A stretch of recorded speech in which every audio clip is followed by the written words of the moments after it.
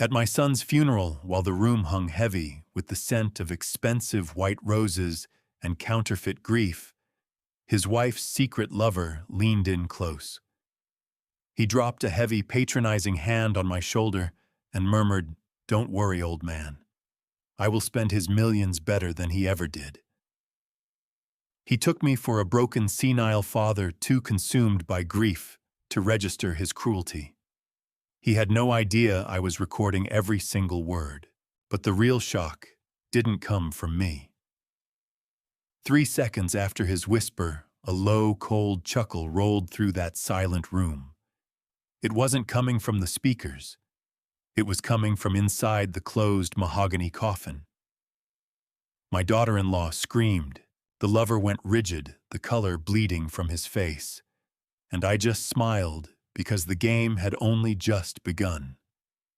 Now let's go back to the moment the lid of that coffin was supposed to stay shut forever. I stood there stiff in my black charcoal suit, eyes fixed on the polished mahogany box that supposedly held the body of my only son, Grady. I am Harlan Voss, 67 years old. I came up in the projects of Detroit, clawing for every scrap of bread, every dollar, every ounce of respect I could earn. I built a real estate empire out of nothing but sheer grit and raw concrete. I have gone toe-to-toe with gang leaders, corrupt politicians, and cutthroat corporate sharks without so much as flinching. But nothing, absolutely nothing, can ready a father for the moment he buries his own child. Welcome back to Honor Revenge Stories, the place where the truth always finds a way out, no matter how long it takes. If this is your first time here, tap that subscribe button so these stories come straight to you without the search. I want to ask you something before we begin. Are you listening on headphones today, or letting this one play through the speaker? Either way, I hope it reaches you the way it's meant to. And a quick note, some dramatic elements in this story have been shaped for the telling, and any resemblance to specific real people or events is purely coincidental. What matters is the truth at the heart of it, or at least that's what everyone in that room believed. To them, I was just the grieving father, the retired old man who passed his days tending a garden and reading the morning paper, out of touch with the modern world. They saw the gray hair and the cane and figured my mind had gone soft, right along with my body. They were wrong. My mind is as sharp as the switchblade I used to carry in my boot in 1974. I scanned the VIP viewing room of the funeral home. Disgusting. Not the room itself, which was draped in velvet and marble that cost more for 3 hours than my mother earned in her entire life. No, what turned my stomach was the performance playing out in the front row. Celinda, my daughter-in-law, was putting on the show of a lifetime. She was poured into a custom-made black dress that fit a little too perfectly, weeping into a silk handkerchief that remained suspiciously dry. She was 30 years old, a former swimsuit model who had worked her charm on my son 5 years ago. Grady was brilliant with business, a genius with numbers, but a fool when it came to love. He saw a wounded bird that needed saving. I saw a hawk sizing up a nest to pillage. I watched her closely. Eyes trained over decades to find cracks in building foundations had no trouble finding the cracks in her act. She was folded over in grief, face buried in her hands. But through the gap in her fingers, I caught the glow of her smartwatch. She wasn't looking at photographs of her late husband. She was checking the stock market, specifically the share price of Voss Holdings. She swiped, refreshing the screen, her eyes narrowing as she tallied up what she was now worth with the CEO in a box, already counting the money before the first shovelful of dirt had fallen. And right behind her stood Gage, playing the devoted best friend and loyal CFO. Gage was 35, same age as Grady. They had come up through business school together. Grady trusted him like a brother. I never did. Gage had the kind of smile that never made it to his eyes, the kind of handshake that always felt like it needed washing off afterward. He stood with his hand draped over the back of Celinda's chair, fingers grazing her shoulder, a touch far too familiar for a grieving friend. He wore a solemn expression, dipping his head at guests accepting condolences on the company's behalf. But I noticed his jaw tightening with barely contained impatience. He glanced at his gold Breitling every 2 minutes. He wanted this over. He wanted the will read. He wanted the keys to the kingdom. The air in the room was suffocating. The organ droned on a mournful sound that bored into my skull like a drill. I stood alone near the head of the casket. I had refused to sit. A vase stands to face the storm. People murmured as they drifted past, tossing pitying looks in my direction. Poor Harlan. He has nobody left. Who's going to look after the empire? He looks so frail. I let them murmur. Information is ammunition, and when people believe you are weak, they speak without filters. Their guards come down.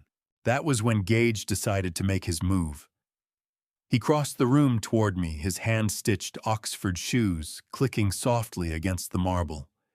He stopped right at my side, trailing the scent of expensive scotch and arrogance. He didn't spare a glance at the coffin. He surveyed the crowd instead, giving a small wave to a board member at the back, making sure he was seen as the man now running things. Then he leaned in close to my ear. He crowded my personal space, a power move he'd long used in boardrooms to unsettle junior executives. He gripped my shoulder in a squeeze that was meant to read as comfort, but landed like a vice. "Harlan," he said, his voice low and slick as oil on water. "You should sit down. You look terrible. It's over now. Let the younger generation carry the weight." I didn't look at him. I kept my eyes fixed on the brass handles of the casket. I stayed silent, the trembling old man he expected me to be. My silence emboldened him. It always does with narcissists. They confuse silence with surrender.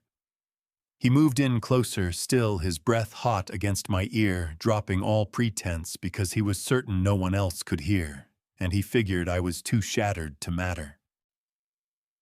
"Don't worry, old man," he whispered, the venom laced through every syllable. "I will spend his millions better than he ever did. And Celinda, I'll take good care of her too. Better than Grady ever could." The disrespect was physical. It struck me in the chest like a sledgehammer. He was confessing his affair and his greed over my son's body, spitting on Grady's memory. Back in my younger days in Detroit, I'd have broken his jaw before he got to the end of that sentence.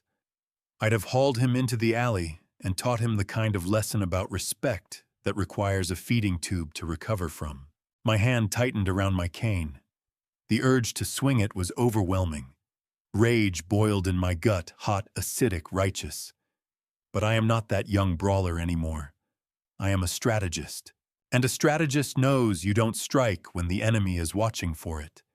You strike when they are busy celebrating their win. I turned my head slowly toward him. Let my eyes go wide and glassy, feigning confusion and shock. "Gage!" I stammered, my voice shaking on cue. How could you?" He smirked. That cruel, ugly curl of the lips. "Because I won, Harlan. The future belongs to the strong. Go home. Go die quietly." He patted my cheek. A final insult. Then he turned and walked back toward Celinda, straightening his jacket, ready to resume his role as the grieving hero. 1 step, 2 steps, and then it happened. It started low, a soft, guttural sound, like gravel being ground underfoot. Gage stopped. He frowned, glancing around, assuming someone in the crowd was clearing their throat. The sound built. It became something unmistakable. A laugh, but not a warm one. Cold, dry, without a trace of humor. and it was not coming from the crowd. It was coming from the box. The room went dead silent. The organ player lifted his hands off the keys mid-note. The whispering died. The hum of the air conditioning filled the void like a jet engine. Every head turned toward the front, toward that mahogany coffin resting on its raised platform ringed with white wreaths. Gage turned back around, slowly, his face draining to chalk. He looked at me then, at the coffin, like a man trying to solve a physics equation that refused to balance. Ha ha ha. The laugh rang out again, louder this time, the room's acoustics throwing it back from every wall. Unmistakably Grady's laugh. I watched recognition crash into Celinda. 1 second she was scrolling her phone in the front row. The next she had gone completely rigid. The phone slipped from her fingers and smacked the floor. She stared at the wooden box, mouth open in a silent scream that finally tore loose. "He's alive!" she shrieked, scrabbling backward, upending her chair. She hit the floor and scrambled away on hands and knees, eyes wide as saucers. Oh my God, he's alive. Panic detonated through the room. People gasped. Some lurched to their feet. A woman in the back fainted dead away. The funeral director, a man by the name of Mr. Fitch, whom I had compensated very handsomely to be a player in this theater, stood at the exit, blocking the door with a face of stone. Gage was frozen. He stood between me and the coffin, hands trembling at his sides. He fixed his eyes on the lid, bracing for it to fly open, for a zombie, a ghost, some kind of miracle. He didn't know what to brace for. Fear does that. It strips every last shred of arrogance away and leaves nothing but raw animal instinct. But the lid didn't move. The coffin stayed sealed. I slid my hand into my jacket pocket, not for a handkerchief to dab at my eyes, for my smartphone. One tap on the screen. The laughter cut off. It was replaced by a voice captured in high definition, a voice that rolled out of the hidden subwoofer I had personally fitted inside the casket lining the night before. Gage, the voice said. It was Grady, clear, strong, and furious. You forgot one thing about me, buddy. You forgot that I learned from my father, and my father always told me to record the important meetings. Gage staggered backward, as though he'd taken a punch. He looked at the coffin, then looked at me. The realization was breaking across his face like a slow tide. This was no resurrection. This was a trap. Celinda was sobbing on the floor now, but there was nothing fake about those tears anymore. They were tears of pure terror. "Make it stop!" she screamed. "Make it stop!" I tapped my phone again. The audio shifted. "Don't worry, babe," came Gage's voice from inside the coffin. A recording of him, captured 3 weeks ago in his office, just a little more arsenic in his tea. He's already weak.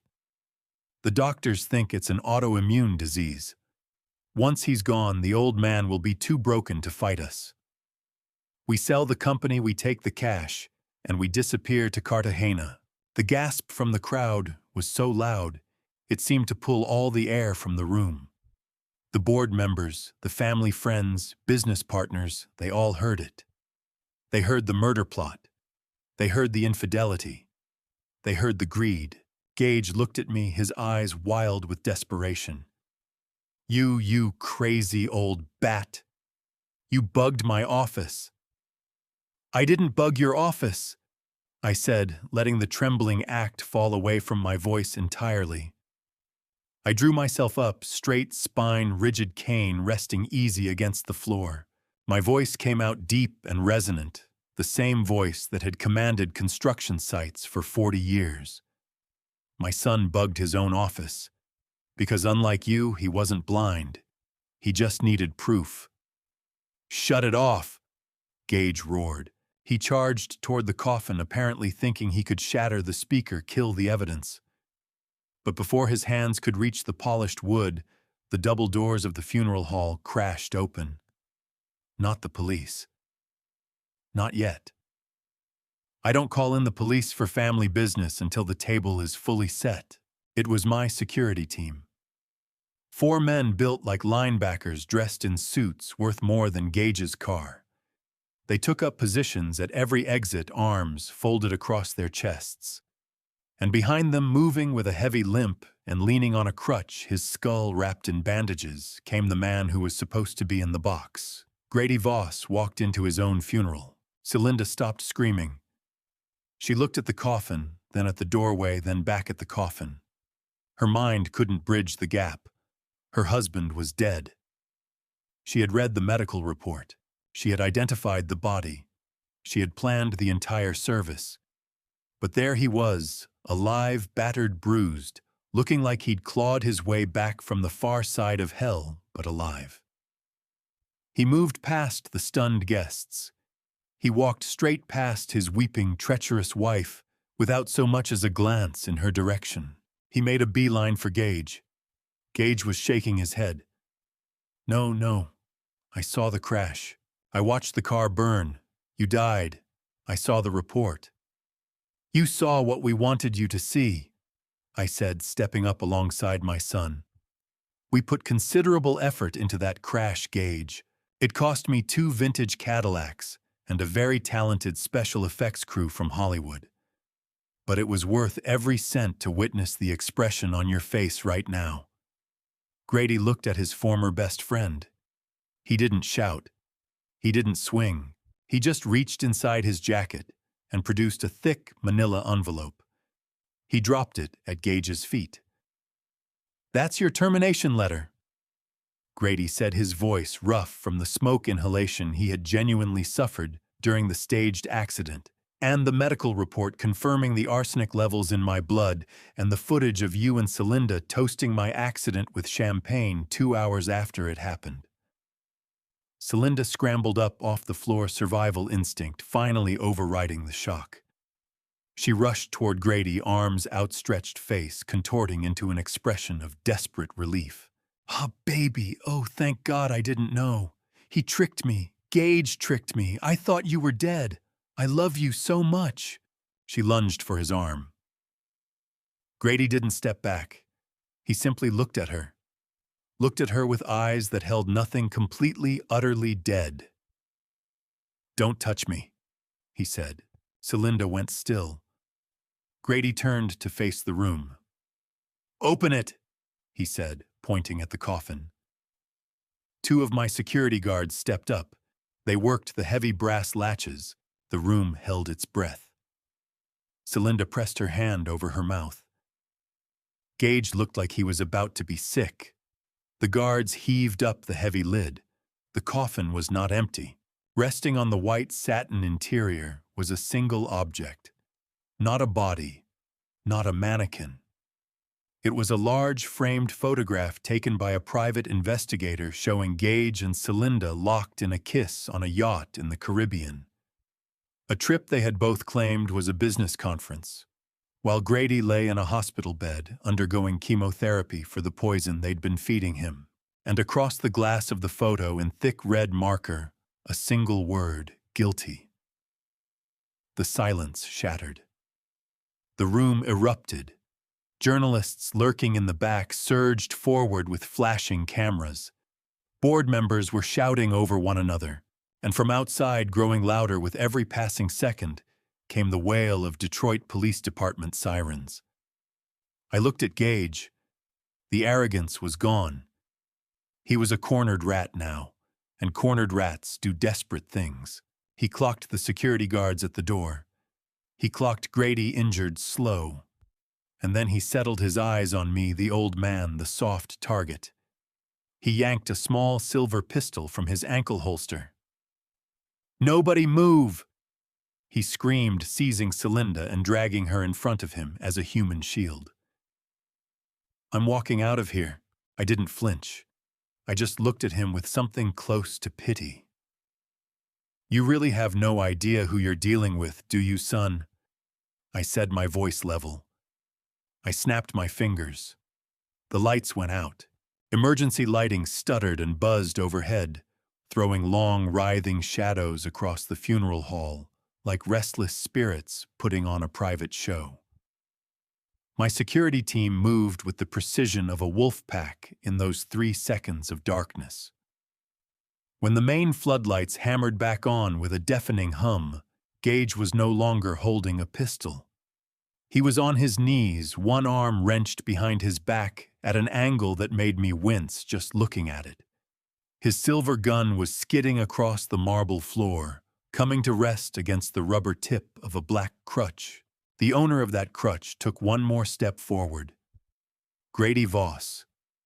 My son looked less like a corporate executive and more like a soldier back from a war the rest of the world didn't know had been fought. The bandages circling his forehead were stained with real dried blood, his leg encased in a heavy medical boot. But it was his eyes that quieted the room. They burned with a cold blue fire I hadn't seen since he was a teenager, squaring off with bullies in a schoolyard. Celinda was hyperventilating on the floor, both hands clutching her chest, as if her heart were trying to break free of her ribs. She stared up at the man whose funeral she had just attended. Her mouth worked open and shut like a fish pulled onto a dock, but nothing came out. The shock was total. The silence pressing down on that room was heavy enough to crush bone. The board members and business partners who had arrived to network over a corpse were now flattened against the walls, desperate to disappear. Grady said nothing to her. Not yet. He limped past her shaking form and planted himself over Gage. The CFO looked up, sweat sheeting down his face, his expensive suit twisted and dusty. "I told you to run the numbers again." Grady said, his voice raw and damaged from the crash smoke. "You always forgot to carry the one.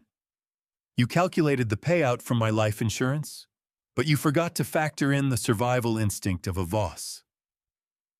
Gage spat on the floor, scraping together whatever shred of dignity he had left. "You're dead.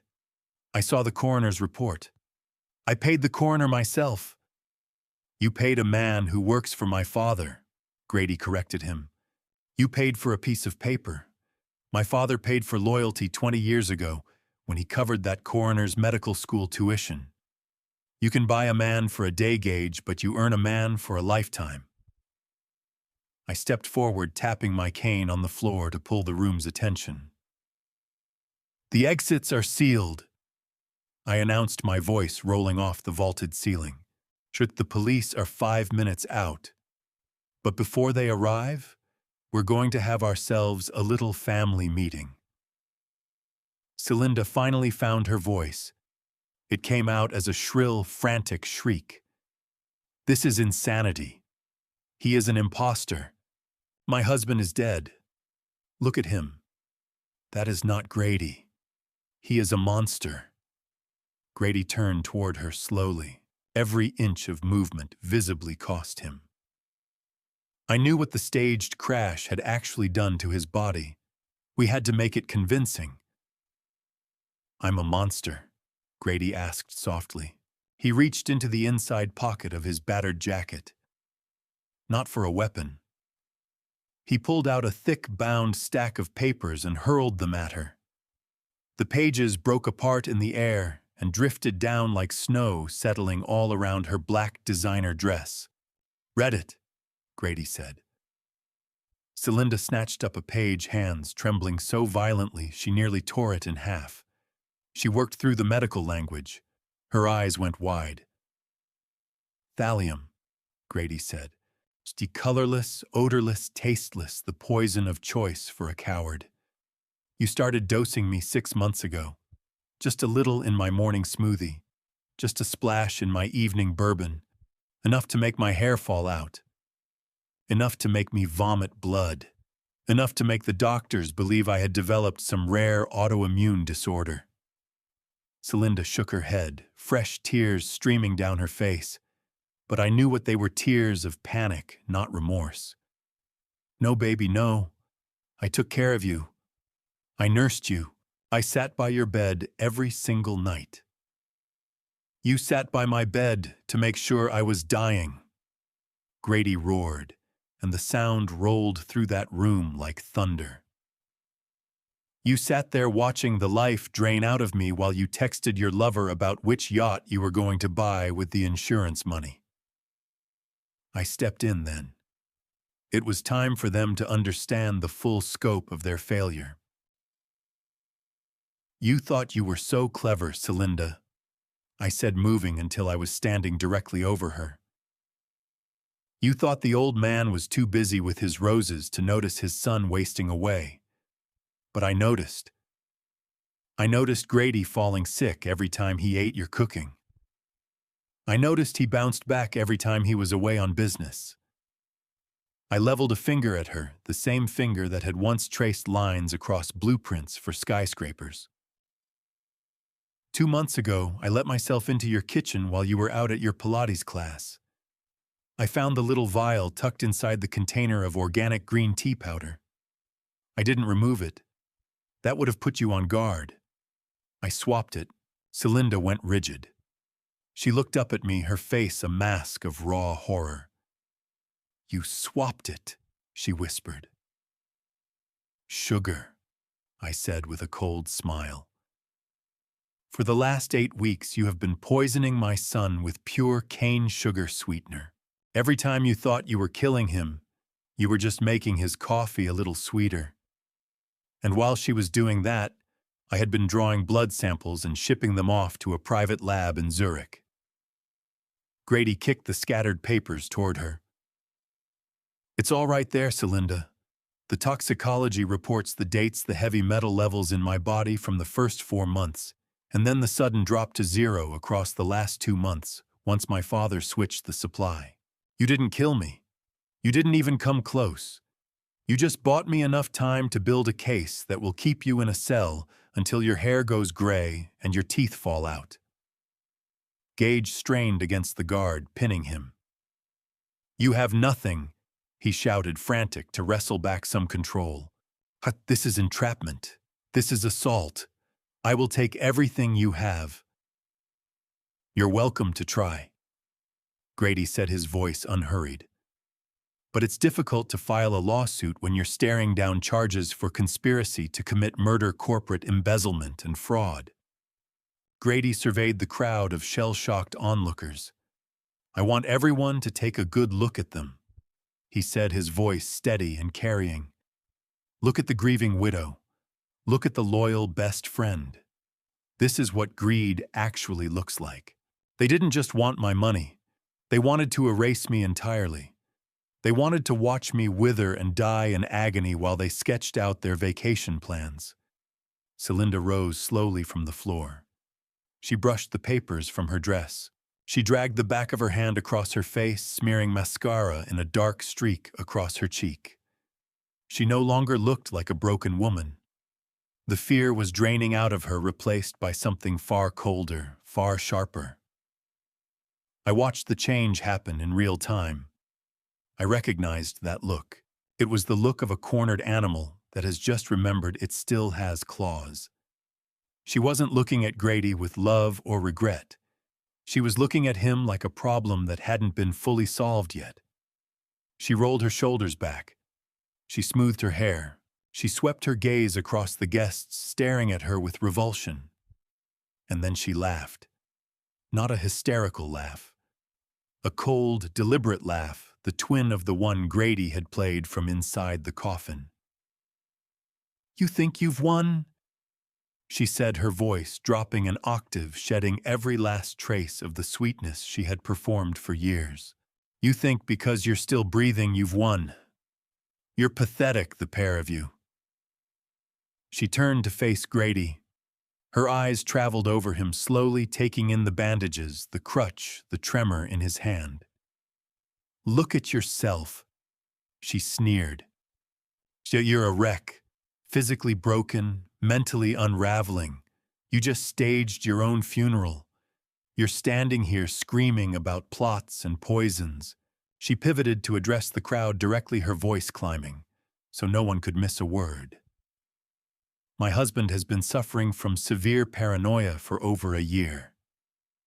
She announced that his doctors had suspected a brain tumor causing hallucinations. It had led him to believe that everyone around him was conspiring to end his life. That was why he had faked the accident. That was why he was here now, turning on the people who loved him. He had lost his grip on reality. I stepped forward.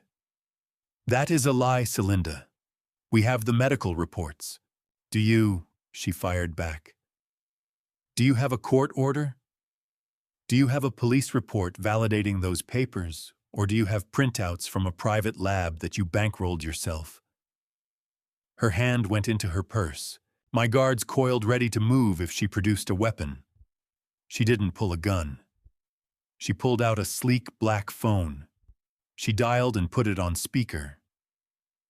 "Dr. Quaid?" She said, her voice crisp and clear. "I'm at the funeral home. My husband is alive. He's suffered a psychotic break. He's violent and delusional. Please execute the order immediately." A voice on the other end, professional, unhurried, answered. "We are already on site, Mrs. Pruitt. We were waiting for your signal." The double doors at the back swung open again. Not police this time. Not my security. 6 men in white medical uniforms filed in. Big men, thick-necked, carrying restraints and a medical bag. They were not doctors. They were orderlies from the private psychiatric facility Celinda had been donating to for years. Celinda smiled. The smile of a shark that has caught the scent of blood. "You forgot one thing, Grady," she said softly, advancing toward him as the orderlies fanned out behind her. "You signed a medical power of attorney 3 years ago. You gave me full guardianship over your medical decisions, if you were ever incapacitated." She pointed at his leg, at his bandages, at his unsteady hands. "You are incapacitated," she declared. "You are mentally unstable. You are a danger to yourself and to others. And as your legal guardian, I am having you committed to immediate psychiatric care." The orderlies moved forward, drawing sedatives from their bags. "Take him!" Celinda ordered, her voice glacial. "He's having an episode. Sedate him." Grady tried to raise his crutch to hold them off, but he was weak. He was hurt. He stumbled backward, his eyes wide with disbelief. We had planned for violence. We had planned for denial. We had not planned for her to turn the law itself into a weapon against us. I moved to cut them off, but 2 of the orderlies stepped into my path. "Stand aside, Mr. Voss," one of them said. "This is a medical emergency authorized by the patient's legal guardian. Interference is a felony." Celinda looked at me over the orderly's shoulder. "You can't save him, Harlan," she said. "But not with money, not with muscle. The law is on my side. He belongs to me. And this time I will make sure he never walks out of that hospital room." The orderlies grabbed for Grady. The room exploded into chaos again. But the fear this time wasn't in Celinda's eyes. It was in mine. She wasn't just a greedy wife. She was a master manipulator, and she had just checkmated us on our own board. One of the orderlies seized Grady by his injured shoulder, and my son let out a cry of agony that tore through my chest like a jagged piece of glass.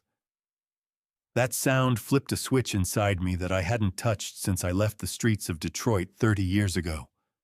I was no longer the retired CEO. I was no longer the grieving father. I was a man protecting his blood. I did not hesitate. I reached into the waistband of my trousers and drew the Smith & Wesson revolver I have carried every day since 1984. I leveled the barrel directly at the lead orderly's kneecap. "Back off," I snarled. My voice didn't need to be loud. It carried the weight of a death sentence all on its own. The room locked up instantly. The orderly who had his hands on Grady released him as though he'd grabbed a live wire. Both arms shot up as he stepped back slowly, eyes fixed on the dark metal in my hand. Celinda shrieked and dove behind a marble pillar. The funeral guests, who had been frozen in place through all of it, now broke for cover in every direction, toppling flower arrangements and chairs in their scramble. "You're making a serious mistake, Mr. Voss," the head orderly said, his voice shaking despite its attempt at authority. "This is a lawful medical hold. You are committing a felony." I pulled back the hammer of the revolver. The mechanical click rang through the silent hall, sharp and final as a gunshot. "Touch my son again, and you will never walk again." I promised him that. "I don't care about your paperwork. I don't care about the law.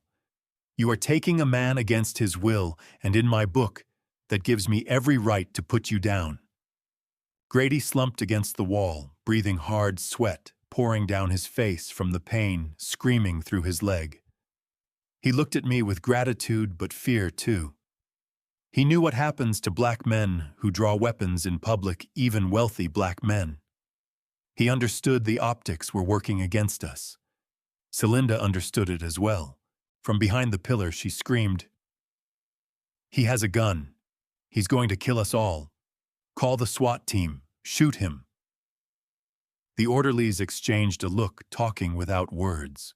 They were large men used to wrestling confused patients into compliance. But they were not soldiers. They weren't being paid enough to catch a bullet from an enraged father. They started backing off, opening up a ring of empty space around me and Grady. I held the gun steady, not a tremor in my hand. I was ready to pull that trigger. God help me, I wanted to pull it. I wanted to make the people who had hurt my boy feel it.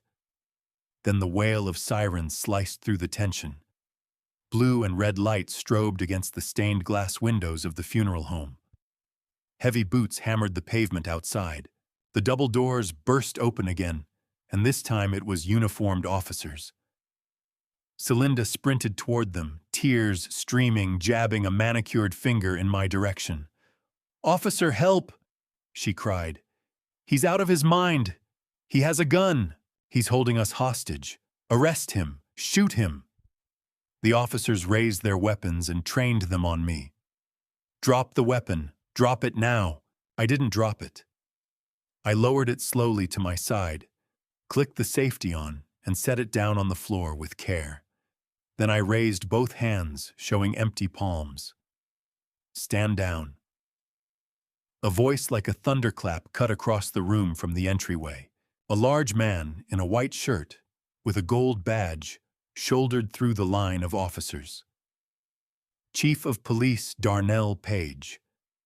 A man I had known since he was a rookie, walking a beat through the neighborhoods, where I put up my first affordable housing units. I had bankrolled the Police Athletic League for 20 years. I had quietly covered the cost of his daughter's leukemia treatment when his insurance denied the claim. Chief Page surveyed the scene. He looked at Celinda, hysterical and disheveled. He looked at Gage, pinned by my security but wearing a smirk. He looked at Grady, broken and bleeding on the floor. And he looked at me. "Chief, arrest him," Celinda shrieked. "He threatened medical personnel. I am that man's legal guardian, and his father is obstructing justice." Page walked right past her without a glance in her direction. He came straight up to me. He looked at the gun on the floor, then met my eyes.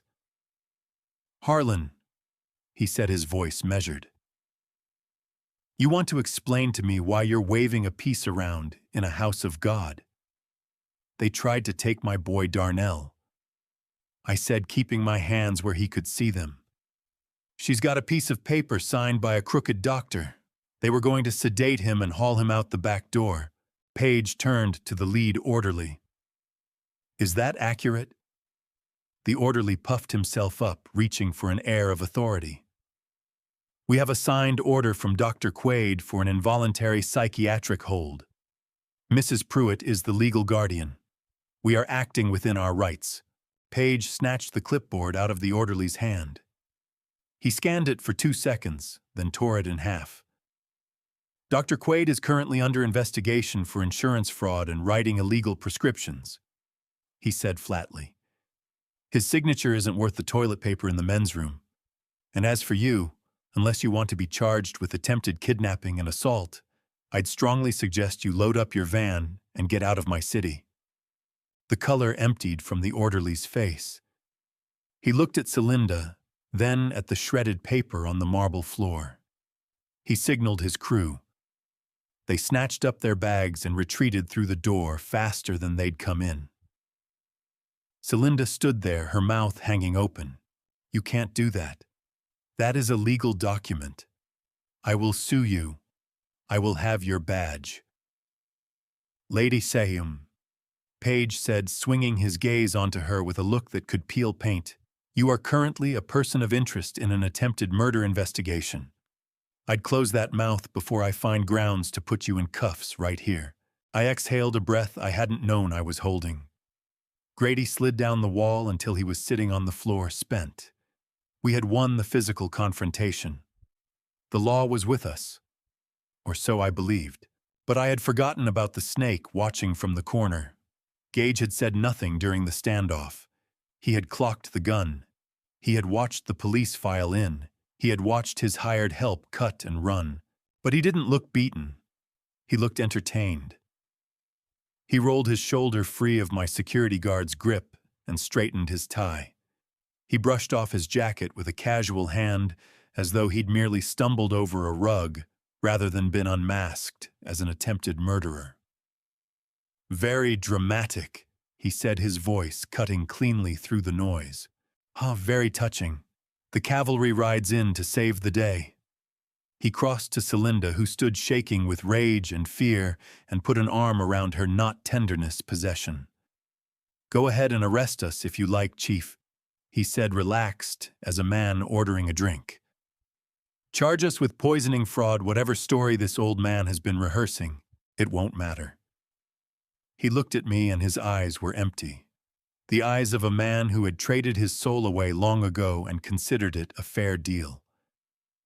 "Check your phone, Harlan," he said. I frowned. "What are you talking about? Your phone," Gage repeated. "The banking alert. It should have come through about 10 minutes ago, right when your son was delivering his big speech." A cold knot tightened in my stomach. A different breed of fear entirely. Not the fear of violence, the fear of ruin. I reached into my jacket and pulled out my phone. There was a notification from the bank. A transfer alert. I opened the app. My hands held steady, but my heart was pounding against my ribs. I looked at the balance of the Voss Holdings corporate account. The account that funded our active projects. The account holding the family trust. The account that had held $50 million as of that morning. Balance 0. I stared at the screen. The numbers swam. 0. I raised my eyes to Gage. He was smiling. Wide, satisfied, shark-like. "You forgot about the bylaws, Harlan," he said, savoring each word. "The absent CEO clause. If the CEO is incapacitated or deceased, the CFO holds authority to liquidate assets to protect shareholder value in a crisis." He gestured toward the coffin. "We held a funeral today, Harlan. Officially, Grady is dead. The death certificate was filed this morning, and as of 10 o'clock, I was the acting authority of Voss Holdings. I executed a sale of 51% of the company's stock to a private equity firm in Dubai. The wire transfer cleared 12 minutes ago." He pulled Celinda tighter against him. "We don't need the house. We don't need the insurance payout. We have the company. Or rather, we have what the company was worth." He let that land. "It's sitting in an offshore account in the Caymans right now. Untouchable." Celinda looked up at him, and understanding broke across her face. The terror dissolved in an instant, swallowed whole by naked greed. "You did it?" she whispered. "You actually did it." Gage nodded. "I told you I'd handle it." He looked at me one final time. "So go ahead, Harlan. Have us arrested. We'll make bail inside an hour. We've got the finest lawyers money can buy because we have all the money. And you're You're a retired old man with a broken son and an empty account. You spent 50 years building an empire. I sold it for parts in a single afternoon." He laughed, not the chuckle from the coffin. This was the laugh of a man who believed he had just won everything. "Come on, babe. Let's go," he said to Celinda. They walked past the police chief, who stood there stunned. They walked past me. They strolled out of the funeral home and into the sunlight, leaving us standing in the cold and the dark. I looked at my phone again. 0. 50 years of sweat, blood, and sacrifice. Gone with a keystroke.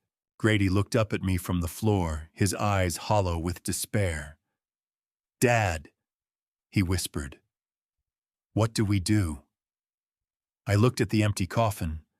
I looked at the exit through which the thieves had just walked free, and I felt the Detroit winter settle deep into my bones. "We survive, son," I said quietly.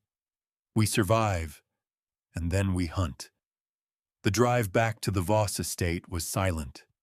Not a peaceful silence. The heavy, suffocating silence of a sealed tomb. Grady sat rigid in the back of the black SUV, jaw clenched so hard I could practically hear his molars cracking against each other. I watched the familiar Detroit streets slide past the window.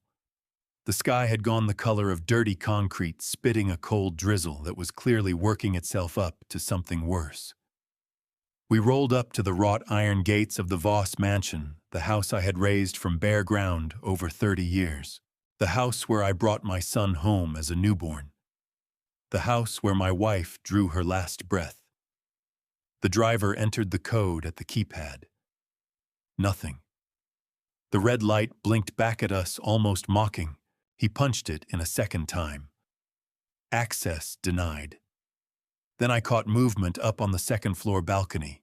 The French doors swung open, and Celinda stepped out, still in her black funeral dress, a glass of white wine in one hand and a cigarette burning in the other. She gazed down at us the way royalty looks at beggars rattling a tin cup. She leaned over and hit the intercom. "Lose something, boys!" Her voice crackled through the speaker, thin and distorted. "Open the gate, Celinda!" Grady bellowed through the car window. "It's my house now, sweetheart," she said, pulling a long drag off her cigarette and exhaling like she had all the time in the world. "And you really should have read the fine print on your own company assets. The mansion is held by Voss Holdings, and since Gage sold Voss Holdings this morning, it belongs to the new majority shareholder. I happen to be the guest of honor here." The laugh that followed was sharp enough to etch glass. I shifted my gaze past the gate to the driveway. My eyes went narrow. Strewn across the rain-slicked pavement were mounds of clothing, suits, shoes, photo albums. My wife's collection of ceramic figurines lay in 100 shards across the asphalt. They hadn't just locked us out. They had erased us. "Get off my property," Celinda hissed. "Or I'll have the police here and you'll be arrested for trespassing. And Grady, you might want to fish your crutches out of the gutter. You're going to be needing them." She turned her back and disappeared behind the balcony doors, slamming them shut. Grady shoved the car door open and lurched out. He grabbed the iron bars of the gate with both hands, shaking them, screaming raw fury into the rain. His bandages were already soaked through. He looked feral. He looked demolished. He looked like a man 2 seconds away from tearing those bars off their hinges and bringing the whole house down with nothing but his hands. I stepped out of the car. The rain hit cold against my face, but everything inside me was running at full heat. I crossed to where my son stood. I set a hand on his shoulder. "Let it go, son," I said. He spun to face me, eyes blazing. "Let it go, Dad. That is our home. Mom's things are in there. They threw Mom's things in the mud." "It's brick and mortar, Grady," I said, keeping my voice low and level. "It's just objects. Your mother isn't in that house. She lives in you. She lives in me." But they won. He choked the words out, tears and rain running together down his face. They took the company. They took the house. We have nothing. We're standing in the street with nothing. I took one final look at the house, at the dark windows behind which the traitors were no doubt already toasting themselves. I didn't feel defeated. I felt sharp, precise. "Get in the car," I told him. Grady hesitated, then caught the expression on my face, the same one I'd worn when I'd stared down the union bosses back in '82. He got back in. We pulled away from the gates, leaving the broken fragments of our past scattered on that driveway. The rain intensified, washing the last traces of the funeral home off our shoes. But there wasn't enough rain in the sky to wash out the stain of what had been done to us. We didn't head for a hotel.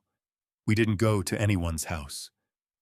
I gave the driver an address that made him glance at me in the rearview mirror like I'd lost my mind. We ended up beneath a guttering street lamp in an alley that smelled of wet cardboard and decades of old grease. Grady peered out the window. "Dad, why are we here?" "Because this," I said, "is where the real work starts." We stepped out. We stood under the narrow awning of a shuttered pawn shop while the rain came down in curtains. Just the two of us. Two men in expensive suits in a part of town where a suit meant you were either a badge or a body. Grady pressed his back against the brick wall, shivering. "Dad, I don't follow." "Gage sold 51%. The transfer went through. It's gone. How do we climb back from this?" I lit a cigar, cupping my hand around the flame against the wind. The smoke coiled up, gray and slow. "Do you remember the very first lesson I taught you about business?" He shook his head, dragging water from his eyes. "Dad, not right now."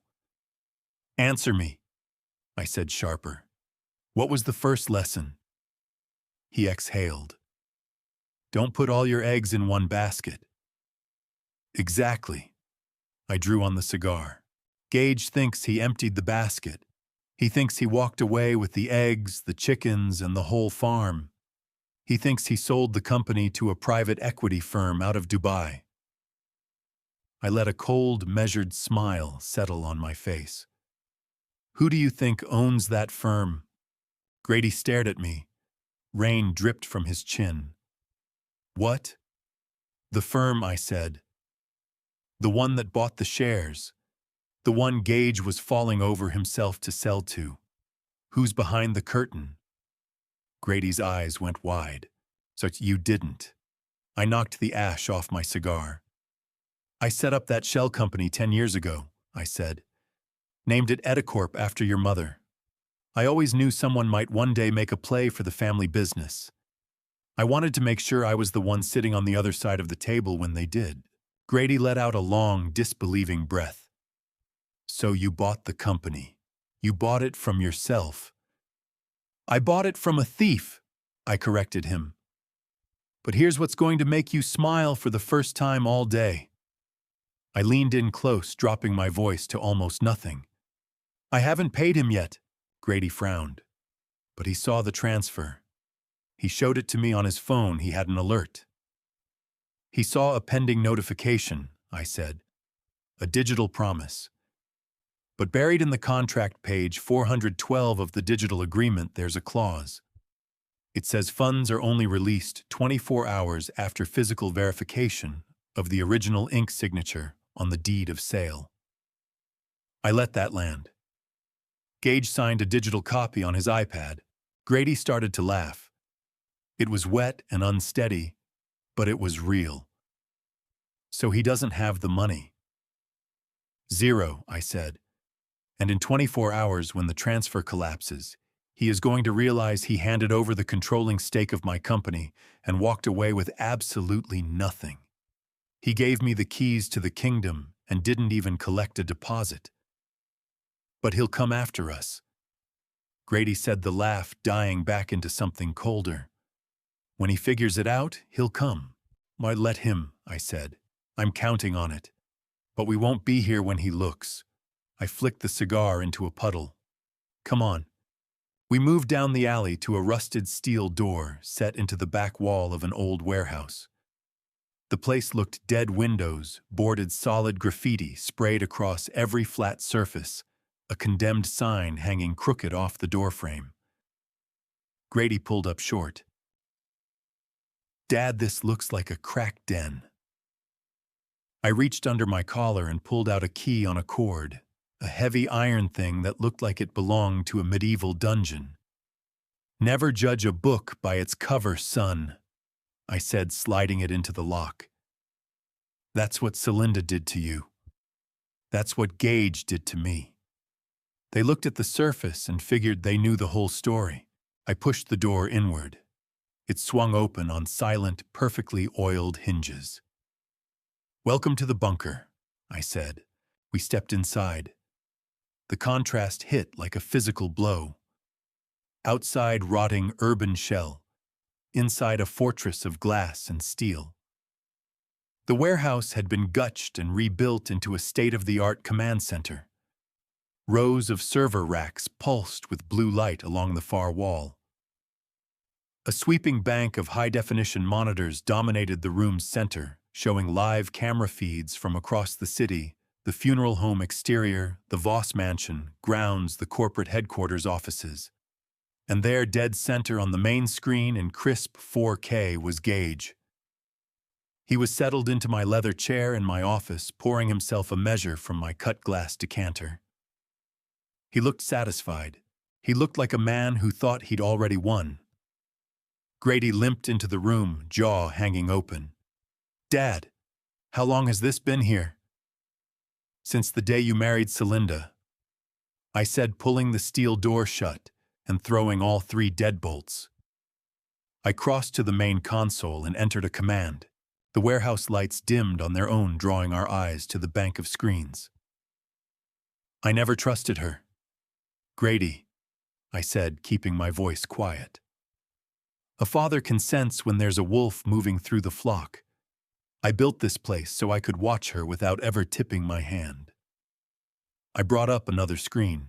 Routing numbers, cascading code streams, GPS dots blinking across a map. We have 24 hours, I told my son. 24 hours before Gage figures out the money isn't coming. 24 hours before Celinda realizes she married a broke man. And 24 hours to spring the trap that buries them both. I looked over at Grady. He wasn't the shattered man who had been sobbing in the rain 5 minutes ago. He stood taller now. The fire was back behind his eyes. What's our first move? He asked. I pointed to the feed showing Gage celebrating in my office. First, we let him enjoy his drink, I said. Then we make him choke on it. I settled in front of the keyboard. My fingers rested above the keys. I wasn't some retired old man sitting on the sidelines anymore. I was the architect of their destruction, and the blueprints had been ready for years. Get some rest, son, I said, not turning around. Tomorrow we go to war. The blue glow of the monitors fell across Grady's face, giving him the look of a ghost haunting the machine. He stood studying the dense web of routing numbers and shell corporations I'd called up on the main screen. To anyone who didn't know what they were looking at, it would have seemed like pure chaos. To me, it was a symphony playing out exactly as written. I eased back in my chair, the leather giving a soft creak in the bunker's silence. I took a slow sip of water and watched my son try to follow the knot I had cinched around his enemy's throat.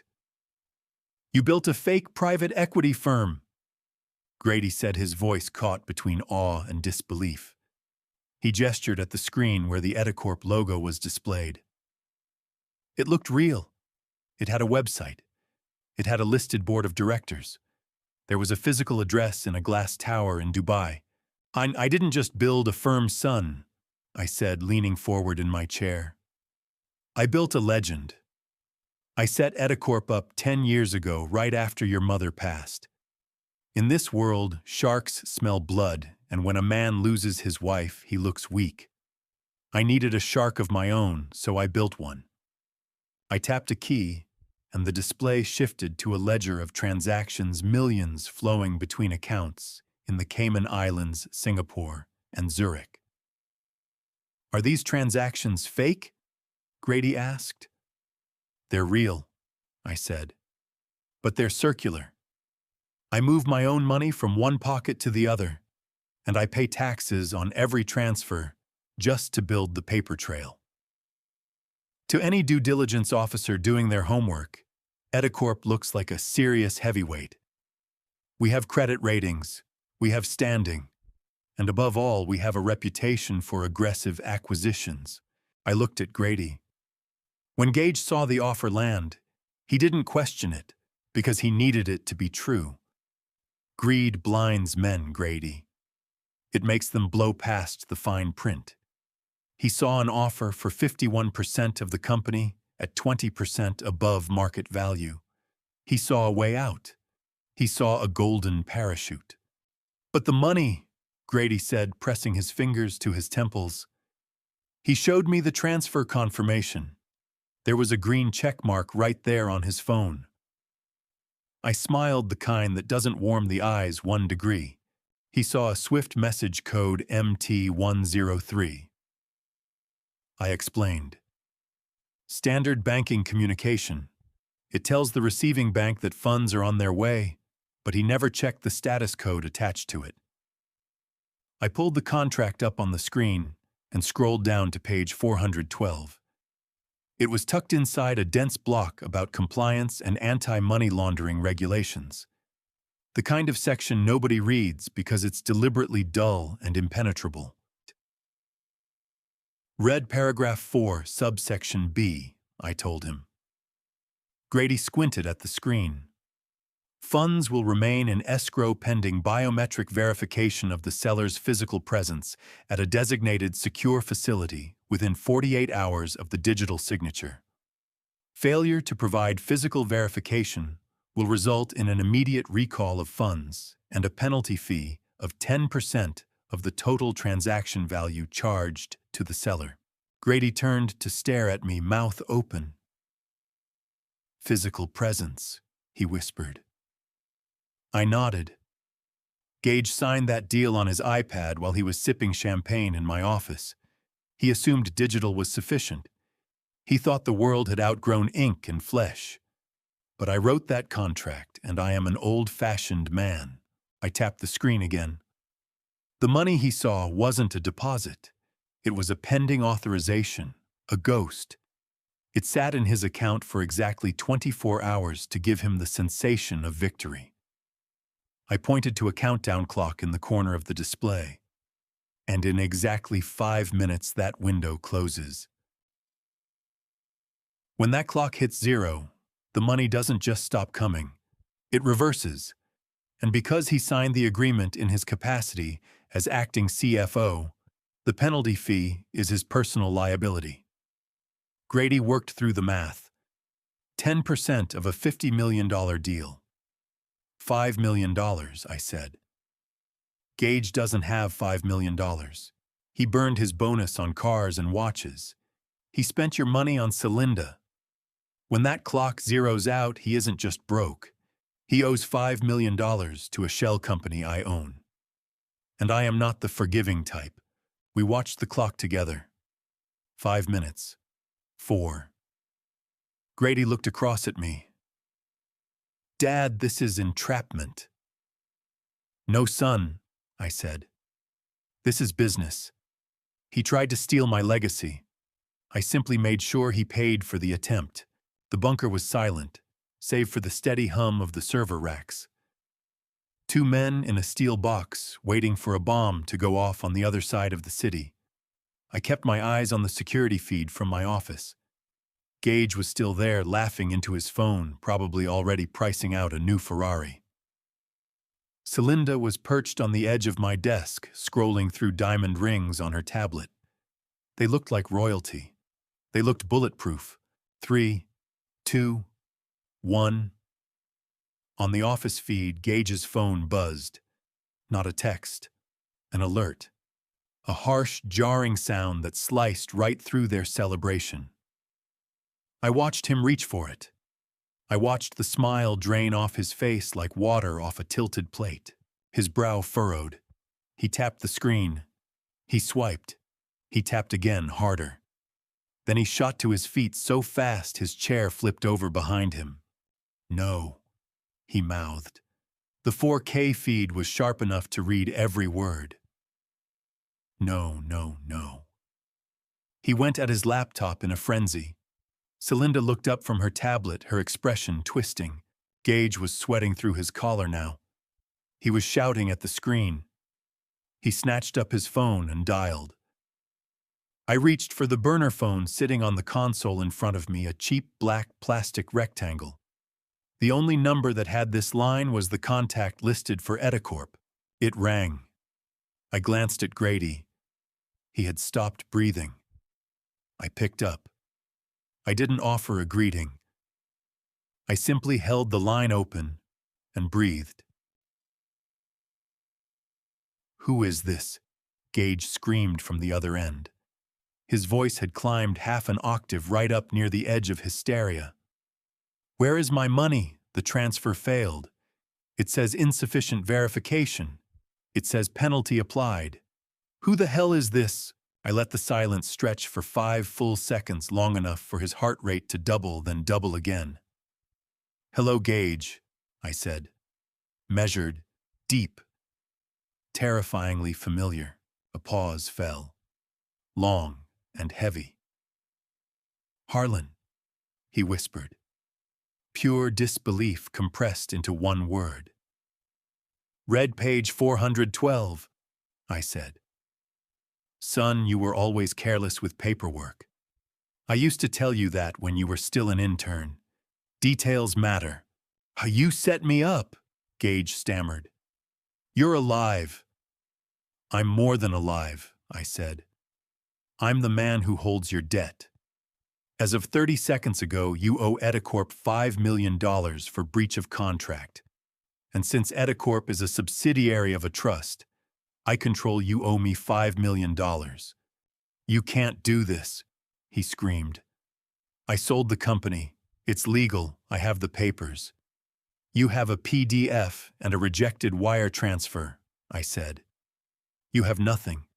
You sold 51% of nothing to nobody. And right now you're trespassing in my office." On the video feed, Celinda was pulling at his arm, demanding to know what was happening. He shoved her aside. He looked cornered. He looked like a man watching the ceiling and the floor rush toward each other. "I will kill you," he hissed. "I'll find you and finish what the poison started. You think you can play games with me, old man? I know where you live." "I don't live there anymore," I said. "And you don't have the means to find me. Your credit cards are frozen. Your assets are being seized as we speak to cover the penalty. You're a ghost, Gage. You just don't know you're dead yet." He hurled the phone across the room. I watched on the monitor as it exploded against the wall in a spray of cracked plastic. The line cut out, but the performance was far from finished. On the screen, Gage was coming apart at the seams. He was upending furniture. He kicked a vase off its stand. Celinda was screaming at him now, the realization hitting her that the money had evaporated, that her gamble had come up empty. He wheeled on her. I saw the violence in him before his body even moved. He seized her by the shoulders and shook her hard. He was blaming her, telling her it was her fault for not keeping a closer eye on the old man, her fault for not finishing Grady sooner. Grady rose to his feet, both fists knotted tight. "Dad, we need to get over there. He's going to hurt her." "Sit down," I said, and my voice left no room for debate. Let them tear each other apart. That's part of the lesson. But Gage didn't hit her. Not yet. He shoved her onto the sofa and bolted for the wall safe concealed behind the portrait of me hanging in my office. He punched in the code. I watched unmoved. I had changed that combination remotely the day before. The safe didn't budge. He tried again. Nothing. He drove his foot into the wall. He was locked out of the company accounts, locked out of the petty cash reserves, locked out of his own future. He dug another phone out of his pocket. A burner. Grady, look, I said, pointing at the screen. He's making a call. Who's he calling? Grady asked. I don't know, I said. But judging by the look on his face, it isn't anyone who's going to send flowers. Gage prowled the office, talking fast into the phone. His free hand cut through the air in sharp gestures. He pointed at the floor. Drew a finger across his throat. I reached into the audio bug I'd planted inside the light fixture above my desk. The feed was crackly, but every word came through. I don't care what it costs, Gage was saying. I don't have the cash on hand, but I will get it. I need a cleaning crew. 2 targets, 1 old, 1 young. Tonight. No police. I want them gone. I want them to disappear. He listened. Warehouse District, he said. I know where they'd hole up. The old man keeps a storage unit down by the docks. Warehouse 4. Be there in an hour. Bring the heavy stuff. He ended the call. Grady looked at me, his face drained of color. He just called a hitman. He's coming here. I gave a slow nod. He thinks we're at the storage unit, Warehouse 4. But we are at Warehouse 4, Grady said, glancing around the bunker. I allowed a thin smile. No, son. We're at Warehouse 1. This is the command center. Warehouse 4 is 3 blocks down the road. An empty shell, corroded metal, and old machinery collecting dust. I got up and crossed to the weapon rack bolted to the far wall. I unlocked it and lifted down a pump-action shotgun, checking the chamber. He wants a meeting, I said. He wants to bring the heavy stuff. I tossed a thick Kevlar vest across to Grady. Put that on. Grady caught it. Dad, you said we were going to be smart about this. You said we weren't going to fight. I lied, I said. Sometimes being smart means knowing exactly when to stop typing and start shooting. He just escalated this from corporate fraud to domestic terrorism. He's hired professional killers. The rules of engagement just changed. I pulled up the camera feed for Warehouse 4. A vast, dark space, cavernous and empty, save for a single chair positioned dead center under a hanging spotlight. We're going to give him precisely what he's after, I said. He wants to find us. He wants a confrontation.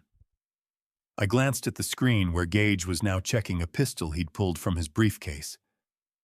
He's bringing a knife to a gunfight, I said, and he doesn't even know the barrel is already aimed at his head. I turned back to the main control panel and entered a new command sequence. What are you doing? Grady asked, working the vest straps. Laying out the welcome mat, I said. Warehouse 4 isn't just dead storage, Grady. It's where I keep things I don't want touched. It's rigged. Rigged with what? I met his eyes, and mine were hard as quarry stone. Surprises, I said. I grabbed 2 earpieces and handed one over. We're going to Warehouse 4. We're going to take the catwalks, and we're going to record everything. When his men arrive, when he gives the order to have us killed, we'll have it all on video. Then we drop the hammer. What if they find us up there? Grady asked, a slight tremor in his voice. I worked the pump on the shotgun. The sound it made was a promise. Then we remind them why the Voss name runs this city, I said. Move. We've got 45 minutes before the wolves show up. We geared up and went out into the rain. The night pressed down hard, the air thick with ozone and the particular charge that comes before something irreversible. We weren't victims anymore. We were hunters, and the prey was walking straight into the cage.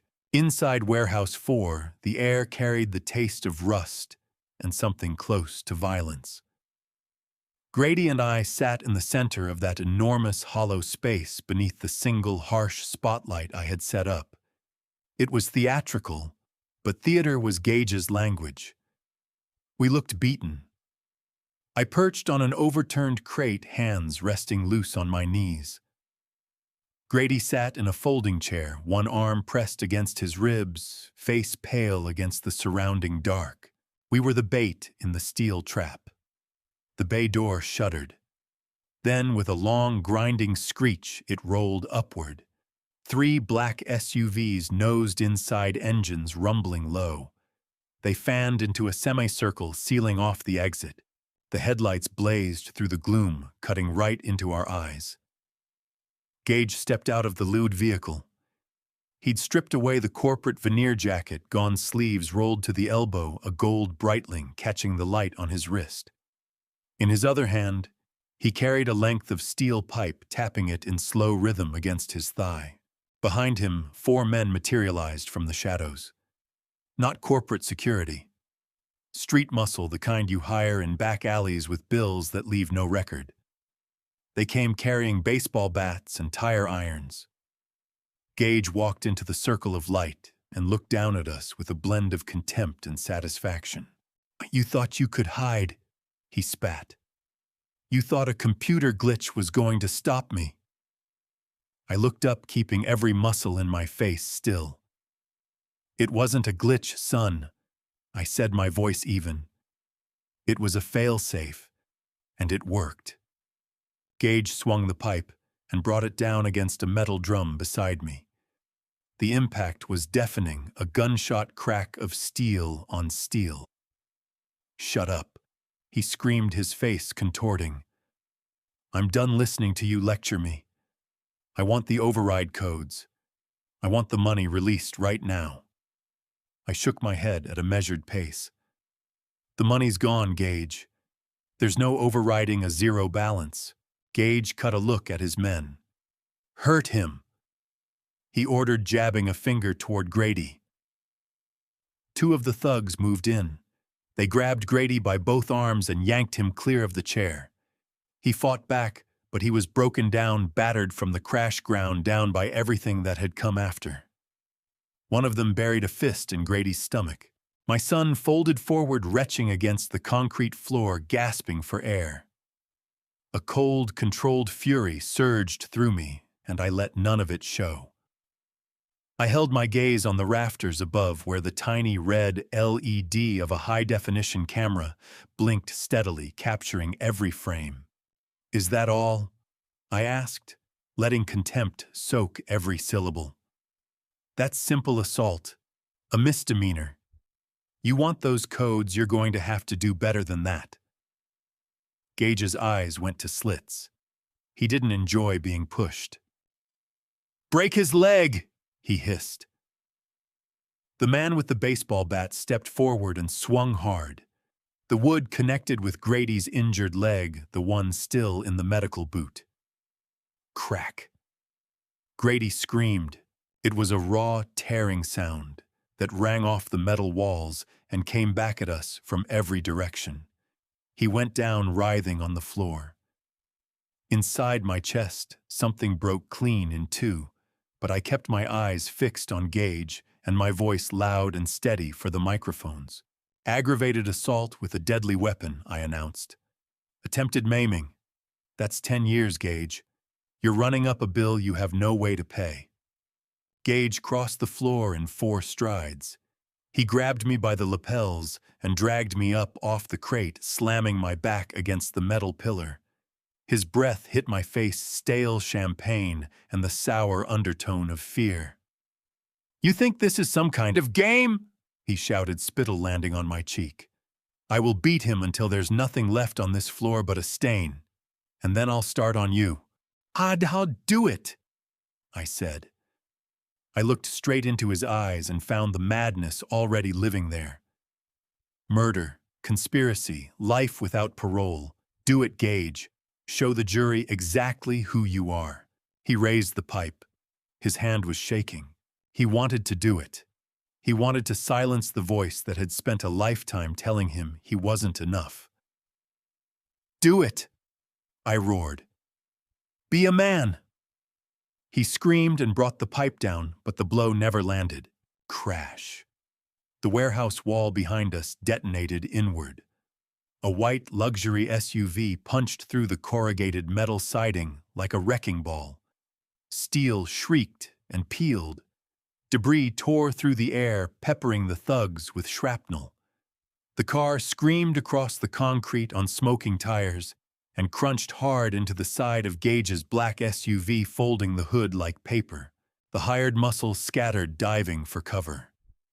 Gage stood frozen, pipe still raised, mouth hanging open. The driver's door of the white car swung wide. Celinda half fell out of it. She looked like something that had clawed its way back from the edge. Her expensive funeral dress was torn at the shoulder. Her hair hung wild, matted with sweat and grime. Mascara had carved black channels down her cheeks. She wasn't carrying a purse. She was carrying a small, chrome-plated pistol. She didn't spare a glance for me. She didn't look at Grady. Every molecule of her attention was locked on Gage. "You bastard!" she shrieked, her voice splitting at the seams. "You were leaving!" Gage lowered the pipe slowly, confusion fighting fear across his face. "Celinda, what are you doing here? You're out of your mind." "I tracked your phone!" she screamed, waving the gun in a wide arc. "I saw the transfer request.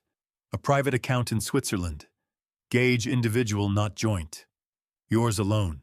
She stepped forward, glass crunching beneath her heels. "You were going to kill them and leave me here to take the fall," she yelled. "You were going to run with the money and disappear." The thugs exchanged uneasy glances. This wasn't part of any job they'd signed up for. They began drifting backward into the shadows, weapons drooping, reading that the whole situation had shifted underneath them. Gage put his hands up. "Celinda, baby, listen to me. You're not thinking straight. I was securing the funds for both of us." "Liar," she screamed. She fired. Bang! The shot sparked off the concrete wide by several feet. Gage flinched and threw himself behind a crate. "I heard you," she yelled, closing the distance. "I heard you on the burner phone. 1 ticket to the Maldives. 1 ticket, Gage. Does that sound like us to you?" She swung the gun toward me for half a second, then back to Gage. "I did everything for you," she sobbed. "I poisoned my husband. I lied to the police. I burned my entire life to the ground for you, and you try to cut me out." I looked across at Grady. He was on the floor gripping his leg, but his eyes were open and tracking every second of it. We were watching an implosion in real time. The rats had turned on each other. Celinda kicked a chair out of her path. "Come out!" she screamed. "Come out and face me!" Gage peeked from behind the crate. Celinda put the gun down. "We deal with them first. They are the problem." "No," she said, and her voice dropped to something quiet and lethal. "You are the problem. They're just the victims. You're the villain." She cut her eyes to me, wild and pleading at once. "Harlan, tell him. Tell him I'm the one who knows where the money is. Tell him he can't afford to lose me." I stood up slowly and brushed the dust from my jacket. "I don't think he cares, Celinda," I said, my voice cold and flat. "And frankly, neither do I." Gage seized his moment. He launched himself from behind the crate and tackled her. The gun discharged again, the bullet punching into the ceiling. They went down in a thrashing, cursing heap, all limbs and fury. I glanced up at the camera. I touched my earpiece. "Now," I said. The flashbangs I'd wired into the rafters went off. Blinding white light swallowed the warehouse, then a concussive boom that punched the breath from every body in the room. The hired men dropped to their knees, hands clamped over their ears. Gage and Celinda went rigid, stunned, senseless. In the disorientation, I grabbed Grady and hauled him into the shadows of the heavy machinery. Let them tear each other apart, I whispered. We have the footage. We have the confession. But as my vision stitched itself back together, I watched Celinda rise from the floor. She'd lost the pistol, but had snatched up a tire iron dropped by one of the fleeing thugs. She stood over Gage, who lay dazed on the concrete. "You want to spend the money?" she screamed. "Spend this." She hoisted the iron bar above her head, and then from somewhere in the distance sirens began to bleed through the darkness. The emergency flashbangs faded into a ringing silence, but the war inside that warehouse had not finished with us yet. Celinda didn't swing the tire iron. Her eyes dropped to the spot on the floor where Gage's silver pistol had skittered during the blast. She let the bar fall and went after the gun on her hands and knees, her dress shredding against the raw concrete. Gage was still shaking the fog loose from his head. He saw her moving. He lunged, dragging his good leg beneath him, but he was too slow. Celinda rolled onto her back and came up, gripping the pistol with both hands. She didn't waver. She pulled the trigger. The shot rang off every surface in that enclosed space. Gage let out a high, thin scream. He crumpled, clutching his thigh where a dark bloom of blood was already soaking through the fabric. He writhed on the concrete, agony written across every line of his sweat-soaked face. Celinda climbed to her feet. Something in her had given way. The polished model was gone, stripped down to nothing but raw survival. She aimed the gun at Gage's head with hands that shook violently. "You were going to leave me," she shrieked. "I saw the texts on your burner phone, Gage. 1 ticket, 1 passport. You were going to dump me and fly to the Maldives alone." Gage dragged air into his lungs, his face the color of ash. "Celinda, listen to me. I had to move the funds first. I was going to send for you, I swear it." "Liar," she screamed, stepping closer. "You used me. You put me up to poisoning him. You had me play the grieving widow while you were planning your exit the whole time. I did everything for you. I threw my entire life away for you. I stayed deep in the shadow of the heavy machinery, one hand pressed firmly on Grady's shoulder. My son was shaking beside me, every nerve in him wanted to rush out there. I held him still. This was the moment we had needed. The cannibalization of the enemy. The camera in the rafters was zoomed in tight, capturing every bead of sweat, every smear of blood.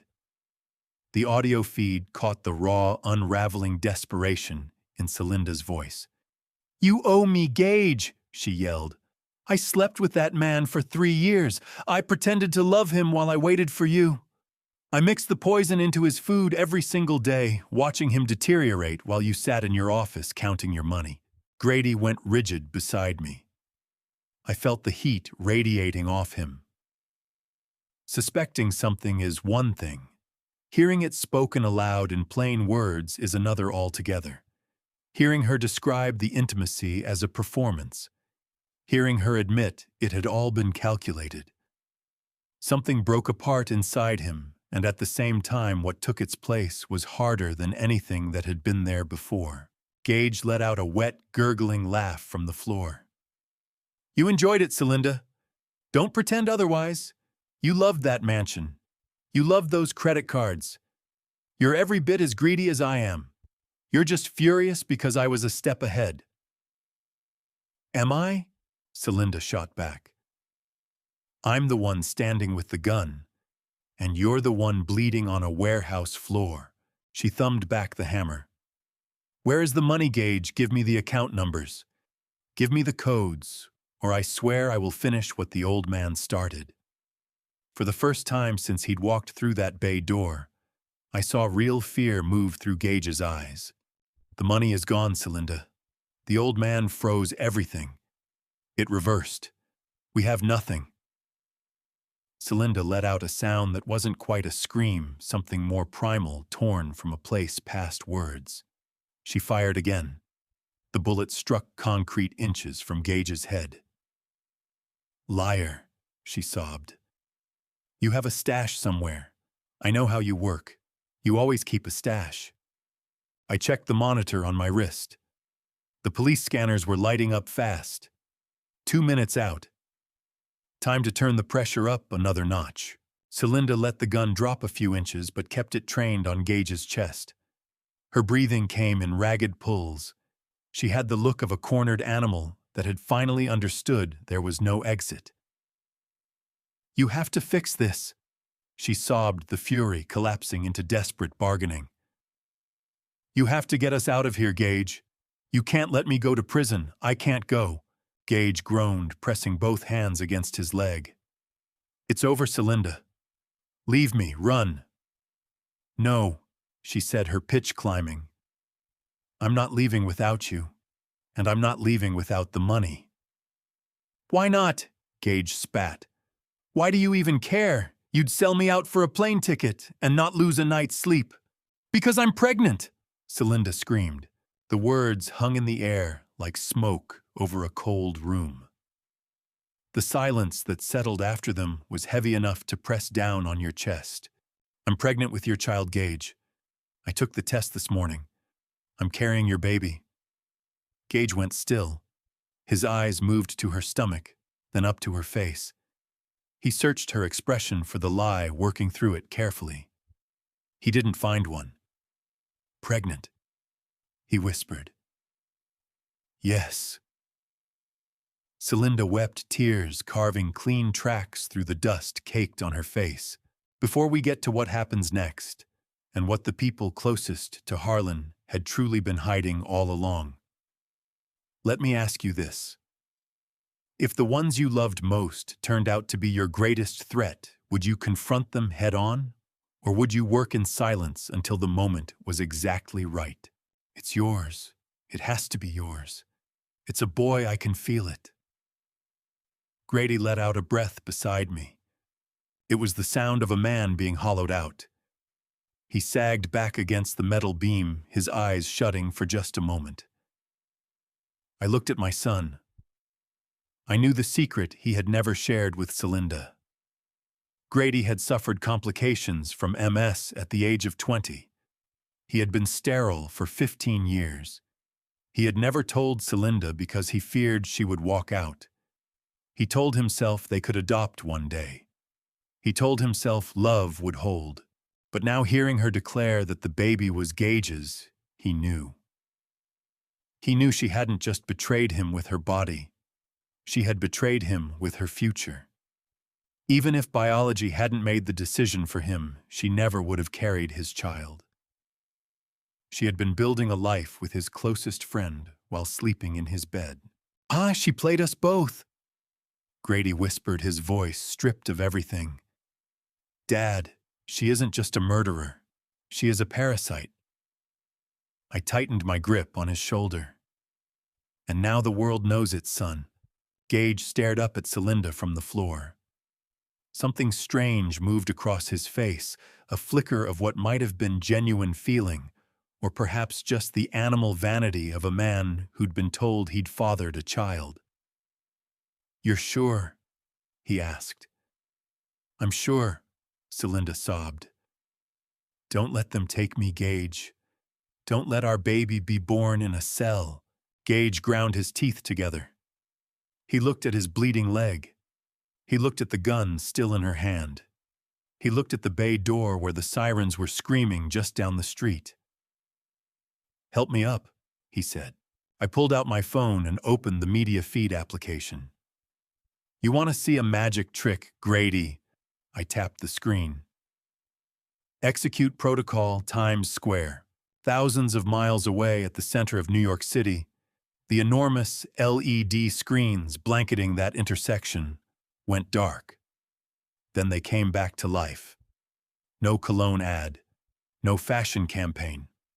What they showed instead was a grainy, high-contrast video, Celinda clutching a pistol, Gage bleeding on a warehouse floor, their voices booming out across the tourists and the gridlocked traffic below. I poisoned him. I slept with him. I'm pregnant with your child. The ticker scrolling across the bottom of the screens read, Voss Holdings executives confess to murder plot live. I watched the stock ticker on my phone. Voss Holdings shares, which I had shorted hours ago, began to plummet. Investors were bailing. The board was in full panic. The company's value was hemorrhaging by the second. But that was the design. We would buy it all back for pennies on the dollar once the wreckage settled. The real theater, though, was playing out right in front of us. Tires screamed outside. Blue and red lights strobed through the high warehouse windows, painting the walls in fractured color. The police had arrived. Gage draped his arm over Celinda's shoulder and leaned his weight on her. She braced him, keeping the gun aimed at the door. "They're here," Celinda hissed. "We have to move," Gage said, grinding the words out against the pane. "The back exit. I've got a car in the alley, a junker, nothing traceable." They hobbled toward the rear of the building, passing within feet of our hiding spot. Their entire focus was on the front door. They didn't see us in the shadows. I raised the shotgun. I could have ended it right there, taken out their tires, pinned them in place until the SWAT team came through the walls. But watching them limp past, bleeding, terrified, already crumbling, I understood that prison was too fast a resolution. They needed to run. They needed to feel the law's cold breath on the back of their necks for a while. They needed to turn on each other when the money dried up and survival became the only thing on the table. "Let them go," I murmured to Grady. He looked at me. "Why?" "Because the hunt is only just beginning," I said. "And now they have nowhere left to hide." We listened to them crash through the rear fire door and out into the rain. An old sedan coughed to life in the alley and tore away just as the front doors of the warehouse blew inward. Flashlights swept every corner. "Clear, clear." An officer spotted us emerging from the shadows. I held both hands up, the shotgun dangling from my fingers by the barrel. "Don't shoot," I called out. "We're the victims here." The officer lowered his weapon, recognition crossing his face. "Mr. Voss, where are they?" I pointed to the back door swinging open in the wet wind. "Running," I said. "But they won't get far. The whole world is watching them now." I took one last look at the monitor. Celinda's face, twisted and contorted with hatred, was frozen on the Times Square screen for the city to see. The rats were loose. But I had the trap, and I knew exactly what bait to put in it next. I rode in the passenger seat of the armored SUV while Grady navigated the rain-slicked streets.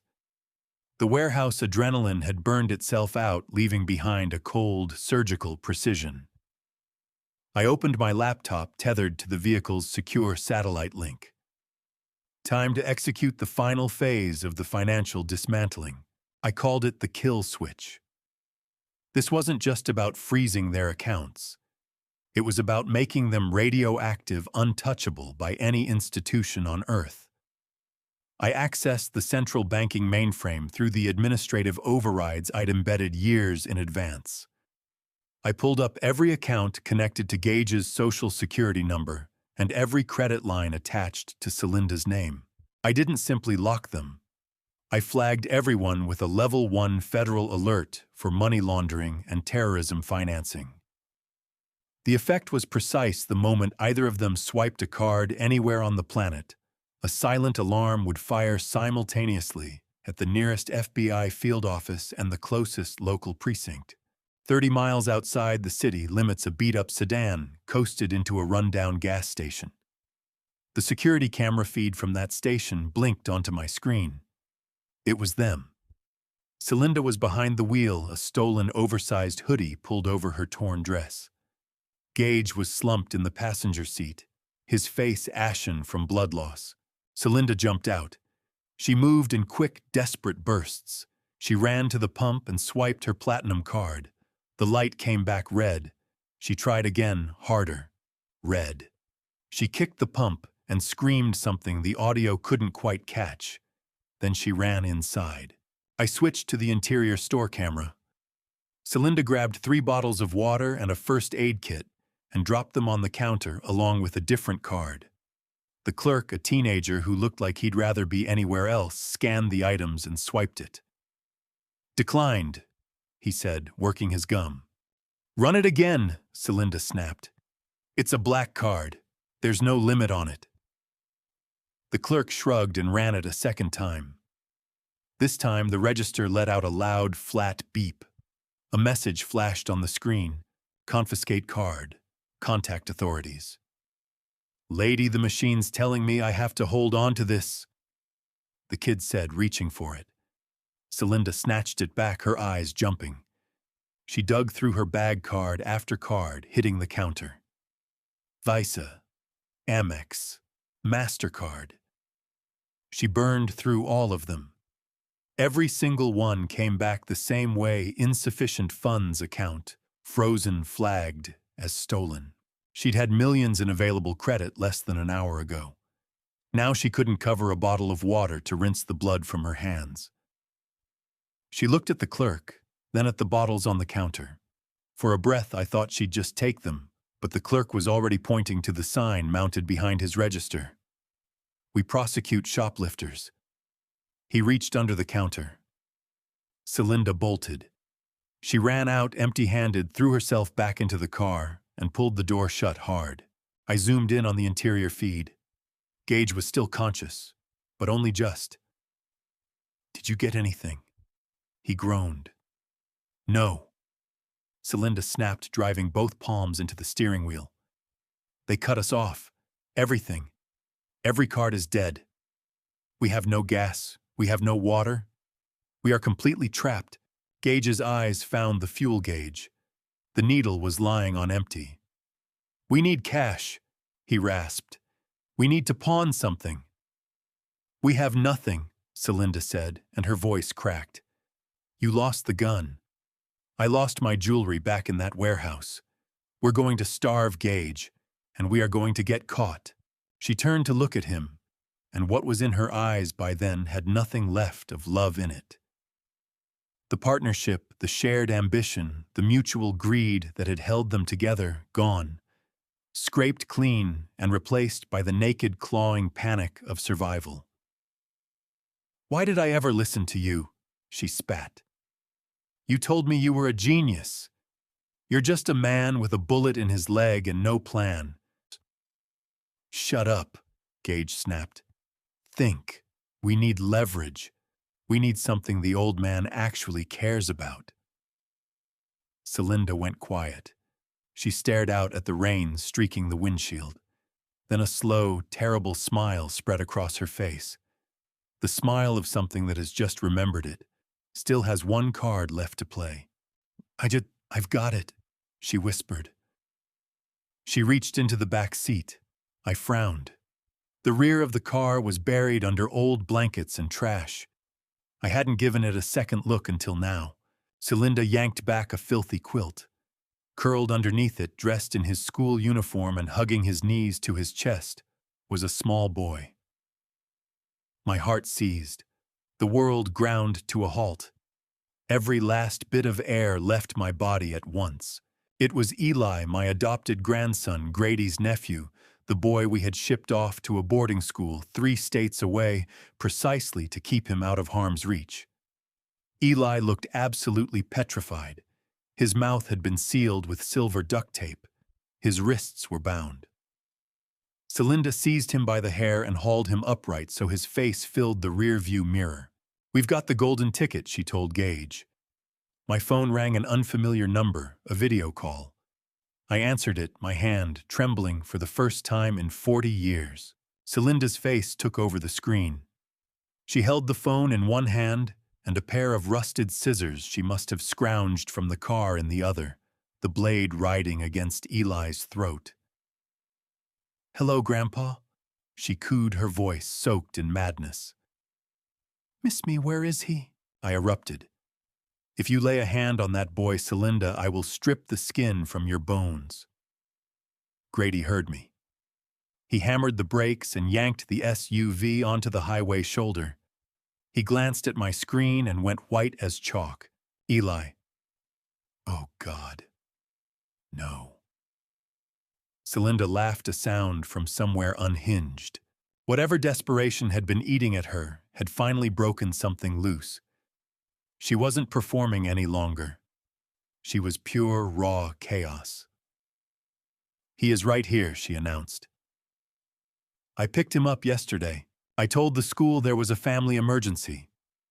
I forged your signature, Harlan. You really should update your security protocols." She dug the scissors in harder. Eli whimpered, his eyes huge and drowning in tears. "What do you want?" I asked, my voice dropping to something deathly calm. "I want $10 million in Bitcoin," she said. "Untraceable. Sent to a wallet I'll give you. And I want a helicopter sitting at the old airfield within the hour." "You've lost your mind," I said. "You will never pull this off." "Maybe," she said. "But if I don't get what I'm asking for, Eli takes a flying lesson without a parachute." I am at the end of the line, Harlan. I have nothing left to lose. And a person with nothing to lose is the most dangerous thing alive. She leveled her gaze at the camera, eyes blazing. "You have 1 hour. If the transfer doesn't come through, I cut his throat. And I'll stream it live for the whole world the same way you did it to us." The screen went dark. I sat holding that blank phone, staring at nothing. A scream clawed its way up through my chest, something primal, half rage, half terror, but I forced it back down. Panic was a luxury I couldn't afford. Grady was hyperventilating, beating the dashboard, with his fist sobbing his nephew's name. I grabbed Grady's shoulder. "Enough. Right now." He turned to me, tears cutting down his face. "Dad, she has Eli. She's going to kill him. We have to pay her. Just give her what she wants." "No," I said. My own voice came back to me like something foreign, like gravel dragged through a steel drum. "If we pay her, she kills him anyway," I said. "She can't leave a witness. Not now. Not after everything she's already done." "Then what the hell do we do?" Grady screamed. "We can't call the cops." She said the moment she sees a badge, he's dead. I turned and stared out at the rain-drenched city. I looked at those skyscrapers, at the dark canyons running between them. I had spent 30 years building a legitimate life. I had tried to be a pillar of this community. I had tried to scrub the street off my hands, but there are things in your blood that no amount of scrubbing touches. I opened the glove compartment. Inside was an old flip phone, a burner I had kept charged and hidden for 20 years, held back for a moment exactly like this one. A single number was stored in it. "Who are you calling?" Grady asked, dragging a sleeve across his face. "Not the police," I said, flipping the phone open. "The police have rulebooks. The police have procedures to follow. The police answer to due process." I dialed. It rang once, then twice. A voice came on the line, deep, unhurried, worn down to something raw. The voice of a man who had put more people in the ground than any funeral director. "Yeah. It's Harlan," I said. A beat of silence, then something that might have been a quiet laugh. "Harlan Voss, the ghost of Detroit. Figured you'd gone soft." "I did," I said. "But somebody woke me back up. What do you need?" "I need a hunt," I said. 2 targets, 1 woman, 1 man. They have a child with them, my blood." "Where?" "Northbound, in a gray sedan. They're cornered, and they know it. Armed." "Alive or dead?" the voice asked. I stared at the black screen where my grandson's terrified face had just been looking back at me. I felt the cold weight of the revolver tucked against my ribs. "The man doesn't matter," I said. "But the woman, bring her to me. Unharmed, unharmed." "Yes," I said. "Because I want to be the one who takes her apart." "Understood." The line died. I snapped the phone shut and dropped it into the back seat. "Drive," I told Grady. "To where?" "To the bridge," I said. "What bridge? The high bridge," I said. "The one where your mother died." Grady stared at me, baffled. "Why there? Because Celinda is a narcissist," I said. "The money is secondary to her. She wants to hollow me out. She knows exactly which scar to press. She knows that place owns a piece of me. That is where she'll take him. That is where she's headed right now." Grady put the car into gear. His hands were unsteady, but he drove. We nosed back onto the highway, the engine surging. I wasn't a CEO anymore. I wasn't a father. I was something older and darker than either of those things. And I was moving toward the people who had dared to touch what was mine. My phone vibrated against the center console. Not a call. An alert. The same social media platform I had weaponized to broadcast their crimes on the Times Square screens was now pushing me a notification. User Celinda Pruitt is live. A cold, nauseating dread settled into my gut that had nothing to do with the winter rain. I tapped the screen. The feed stuttered open. The image was shaky and black, carved out of darkness by headlights and the white flashes of lightning above. But I recognized the location the instant it loaded. I knew those rusted iron railings. I knew the way the wind lashed the rain sideways at that particular height. It was the high bridge, the spot where my wife had stood 30 years ago before the depression swallowed her whole. Celinda was right at the edge. 200 feet of open air fell away behind her into the churning black river below. She was holding Eli. My grandson was sobbing, his mouth still taped shut, his small frame shaking violently in the freezing gale. Celinda had him by the back of his coat, swinging him out over the railing. "Are you watching Harlan?" she shrieked into the camera. The wind warped her voice, but the madness cut straight through it. "You recognize this spot, don't you? This is where she went over. This is where your heart shattered the first time." I watched the screen, my hands balling into fists so tight the knuckles went bloodless. This wasn't just a ransom demand. It was a ceremony. She was trying to destroy me by restaging the darkest moment of my life. "I'm going to send him to Grandma," she screamed, the laugh that followed swallowed by the wind, "unless I see that Bitcoin hit my wallet in the next 5 minutes." In the background, I spotted Gage. He was slumped against the railing, gripping his wounded leg. He looked sick with fear, not watching the camera, watching the drop. "Sky, stop!" he shouted over the storm. "This crosses a line. Kidnapping is one thing, but this is capital murder. Put the kid down, put him down." Celinda spun toward him, dragging Eli with her. The boy's feet skidded on the slick metal grating. I lurched for the screen as if my hands could reach through it. "Shut up, Gage," she screamed. "You never had the guts for this. That's why you kept failing. That's why I'm the one left to finish it." She swung the gun toward Gage, then back to Eli's head. 5 minutes, Harlan, or the family reunion happens in that river. The feed held open. She propped the phone against the hood of the car and left it running. She wanted the world to watch. Grady drove like a man who had already lost everything. The needle climbed past 100 miles per hour. The armored SUV's engine screamed, fighting for traction on the slick asphalt. We sliced through traffic, blew every red light, trailing a long wake of blaring horns and fishtailing near misses. I balanced my laptop across my knees as the car pitched and swayed. I needed eyes on the bridge before we got there. I needed to know exactly where they were standing when we arrived. I needed the wind speed. I needed to know whether I had a viable shot. I activated the tactical drone system I'd had installed in the SUV's roof rack, military-grade hardware, a leftover from a favor a defense contractor owed me after I pulled him out of ruin in 2007.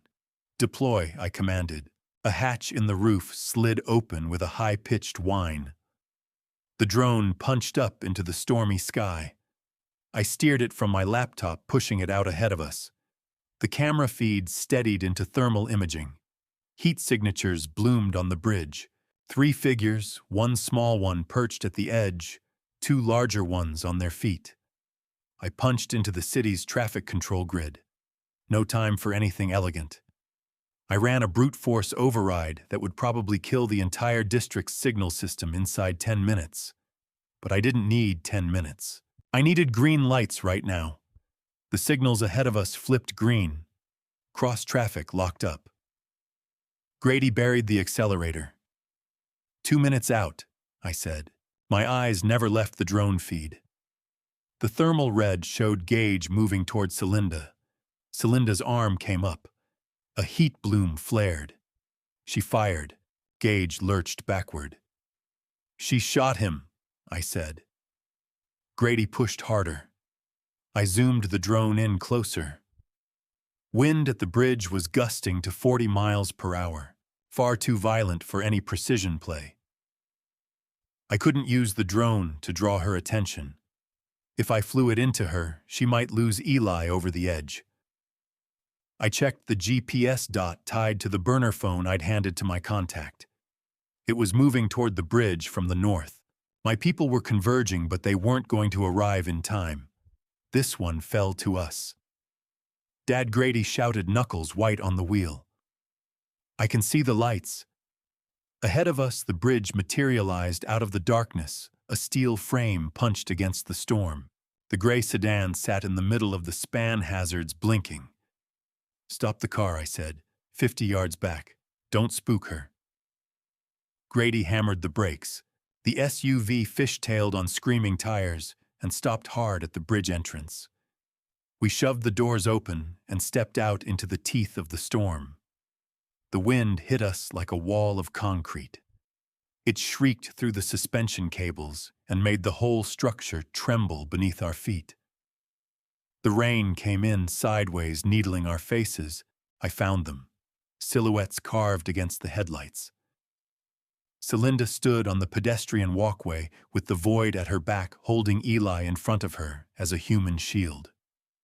The boy's legs swung freely over the railing. A single slip of her grip, one stumble, and he was gone. Gage was down on the deck 10 feet away, clutching his shoulder. She'd put a bullet in him. He was finished. Celinda spotted us. She screamed something, but the gale shredded the words before they reached me. She waved the gun in wide, frantic arcs. I raised both hands open and empty, showing her nothing was in them. Then I started walking toward her. Not running. Walking the slow, measured pace of a man heading toward something he cannot avoid. Grady moved to come with me. Stay back, I said low and flat without turning my head. The moment she sees you, she drops him. You're the one she despises. I'm the one she wants to punish. Let me draw the fire. I kept moving. The wind screamed in my ears. I could make out Eli's eyes, now enormous, rimmed white with terror, locked on me. Pleading, Celinda yelled again. Where is my money? I stopped 20 feet out. I reached into my pocket and produced a small black device, cold storage for cryptocurrency shaped like a USB drive. Right here, I shouted over the wind, 20 million. Codes on the back. Celinda's gaze seized on it. Greed and madness wrestled across her face. Throw it, she screamed. Can't, I yelled back. The wind takes it. I have to walk it to you. I moved one step closer.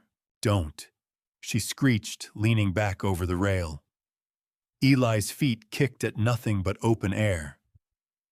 I went still. My heart was slamming the inside of my ribs. I looked at the drop. I looked at the black water churning far below. I thought of Vera. I thought of the note she'd left behind. I thought of the funeral. I had failed my wife. I was not going to fail my grandson. I looked at Celinda through the gun, through the frenzy, straight at the woman who had made it her mission to dismantle everything I'd built. You want the money, Celinda, I said, pulling my voice down to a register that cut through the chaos like a blade. Take it. Every dollar. Just hand me the boy. He is worthless to you now. He's only slowing you down. Celinda hesitated. Her gaze moved from the drive to Eli to Gage bleeding out on the grating. She was running the numbers, figuring out whether she could snatch the money and release the boy in the same motion or something else entirely. And in that sliver of hesitation, I saw my opening. Thin, reckless, bordering on suicidal. But it was the only card on the table. I stepped forward, and the storm howled with me. The wind across that bridge was a living thing screaming through the steel cables like a chorus of the damned. I stood 20 feet from the edge holding the small black drive that supposedly contained a fortune I didn't actually possess. It was a prop, a decoy. But to the woman teetering on the far rim of sanity, it was everything she'd ever wanted. Celinda's eyes fixed on the device reflecting the distant strobe of police cruisers still miles out. She was shaking violently, not only from the freezing rain soaking through her torn dress, but from the fever of pure, all-consuming greed. I watched the arithmetic run behind her eyes. $20 million. A clean identity. A life of comfort in a country with no extradition treaty. Everything she'd burned her soul down to the ground for. Everything she had killed for. All of it sitting in the steady hand of the man she hated more than anyone alive. Bring it to me, she screamed, her voice splintering in the gale. Walk it over, Harlan. Slowly. One wrong move and the boy goes in the river. I took a single deliberate step forward. The wet asphalt was treacherous underfoot. I kept my eyes welded to hers, refusing to look at my grandson's legs swinging above the black abyss. I needed her mind on the money. I needed her to forget what she was holding. I needed the gold at the end of the rainbow to blot everything else out. It's all here, Celinda, I shouted into the storm. Private keys are encrypted, but the password is your birthday. I set it up that way on purpose. I knew you'd want it simple. Her hold on Eli slackened by a fraction. Her free hand stretched outward, fingers splayed, clawing at the air between us. She wanted it. She wanted it the way drowning people want air. Gage, propped against the railing with one hand pressed to his bleeding shoulder, let out a low groan. He dragged himself up to a sitting position. He looked at the drive in my hand.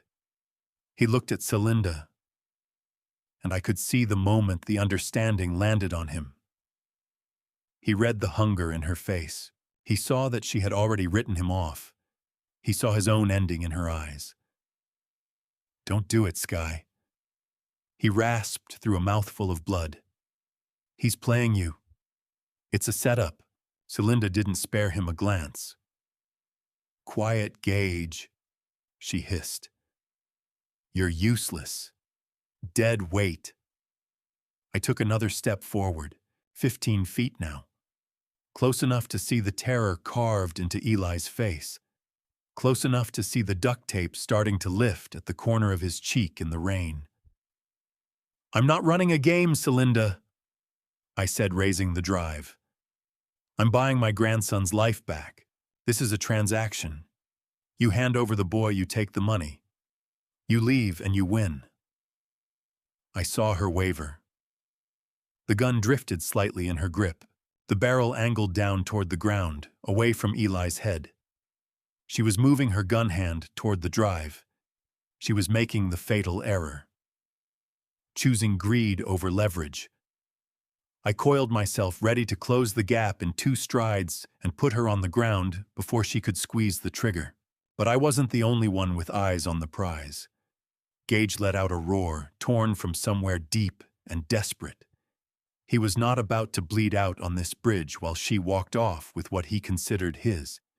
He would not hand her that victory. Fueled by something between pure adrenaline and raw hatred, he lunged forward. He came off the railing on all fours, scrambling toward me across the wet grating. He wasn't trying to save Eli. He was going for the drive. "Give it to me!" He screamed, blood spraying from his lips. "It's mine. I earned every cent." Celinda snapped back to the moment. The spell the money had cast broke apart instantly. She saw Gage crawling toward what she considered hers. She saw the man she had plotted with, shared a bed with, and put a bullet in now, crawling toward what she considered her prize one final time. "No," she shrieked. "It's mine." She swung the gun back at him. No hesitation. Whatever love had once lived in her had long since rotted away, leaving nothing behind but a cold, black hollow where her humanity used to be. She fired. The wind swallowed the report, but the muzzle flash tore open the darkness. The round caught Gage dead center in the chest. A perfect kill shot. He stopped cold. His forward momentum carried him a few inches, and then he went face down on the wet asphalt. No scream, no twitch. He just slid. The slick bridge surface and the pitch of the drainage channel did the rest. Gage slid past me, past the edge, through a gap where the railing had corroded away years ago. He went over in silence.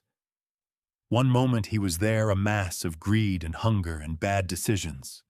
The next, he was simply gone, taken by the darkness and the river churning far below. Celinda watched him disappear.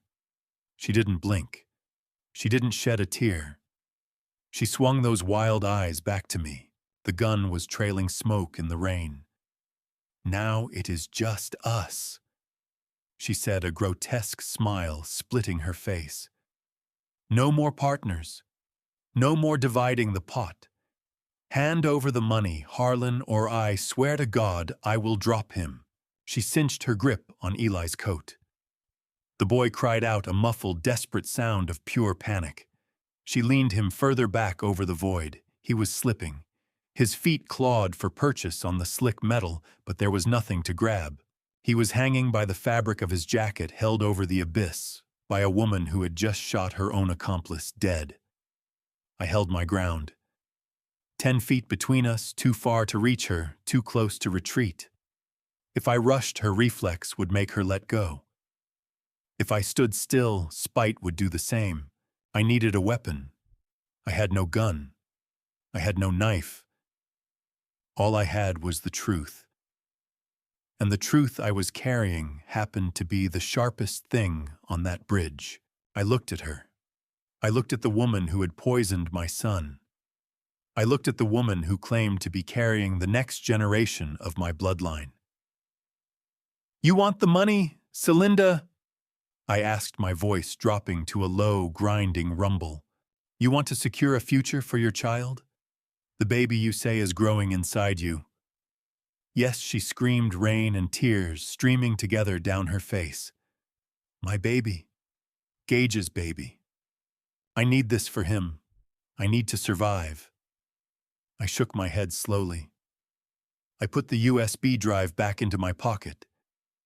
"There is no money, Celinda," I said, "and there is no baby." She froze solid.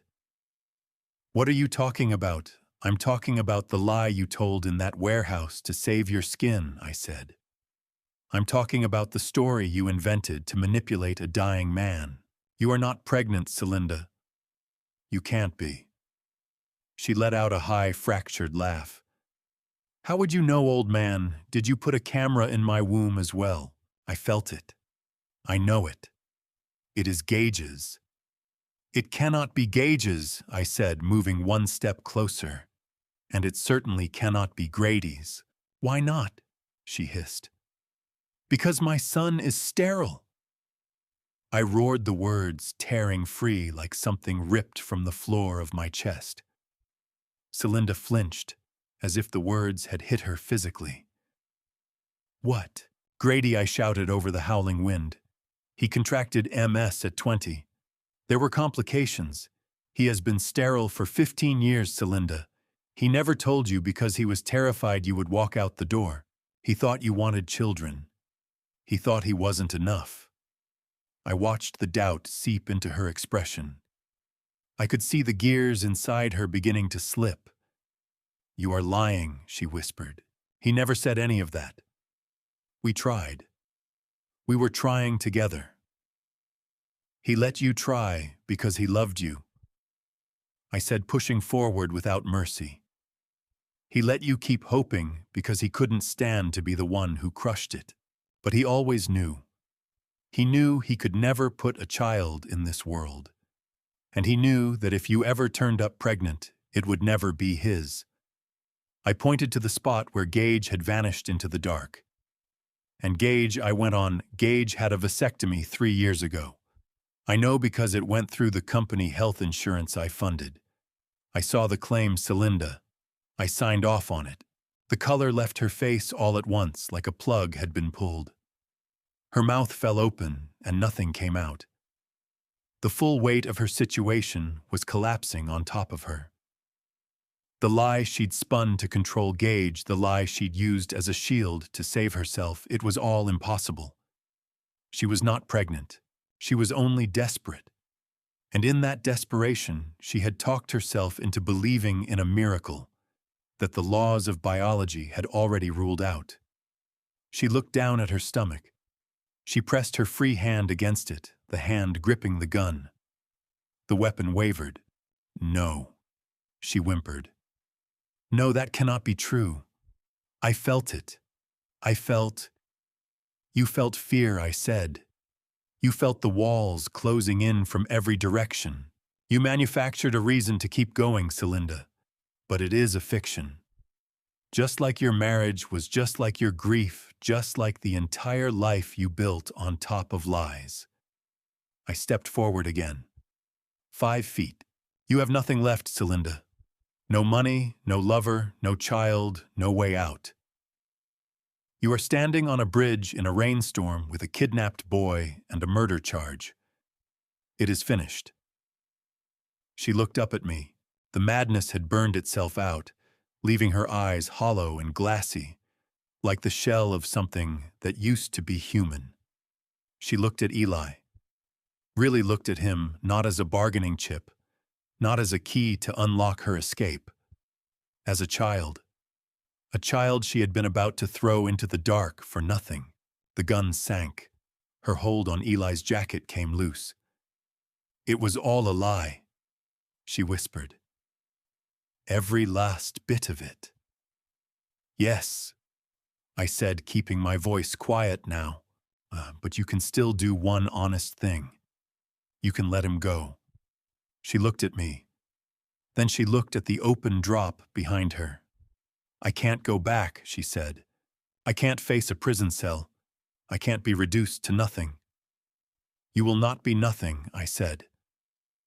"You will be the woman who did one decent thing when it mattered most." She wavered. The wind threw her hair across her face.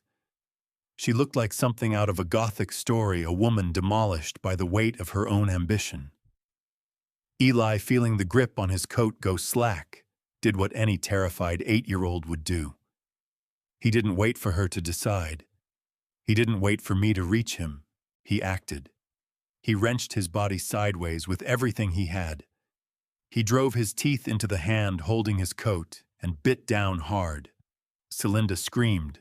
Her hand flew open on reflex. Eli dropped to the pavement. He didn't hesitate for a single second.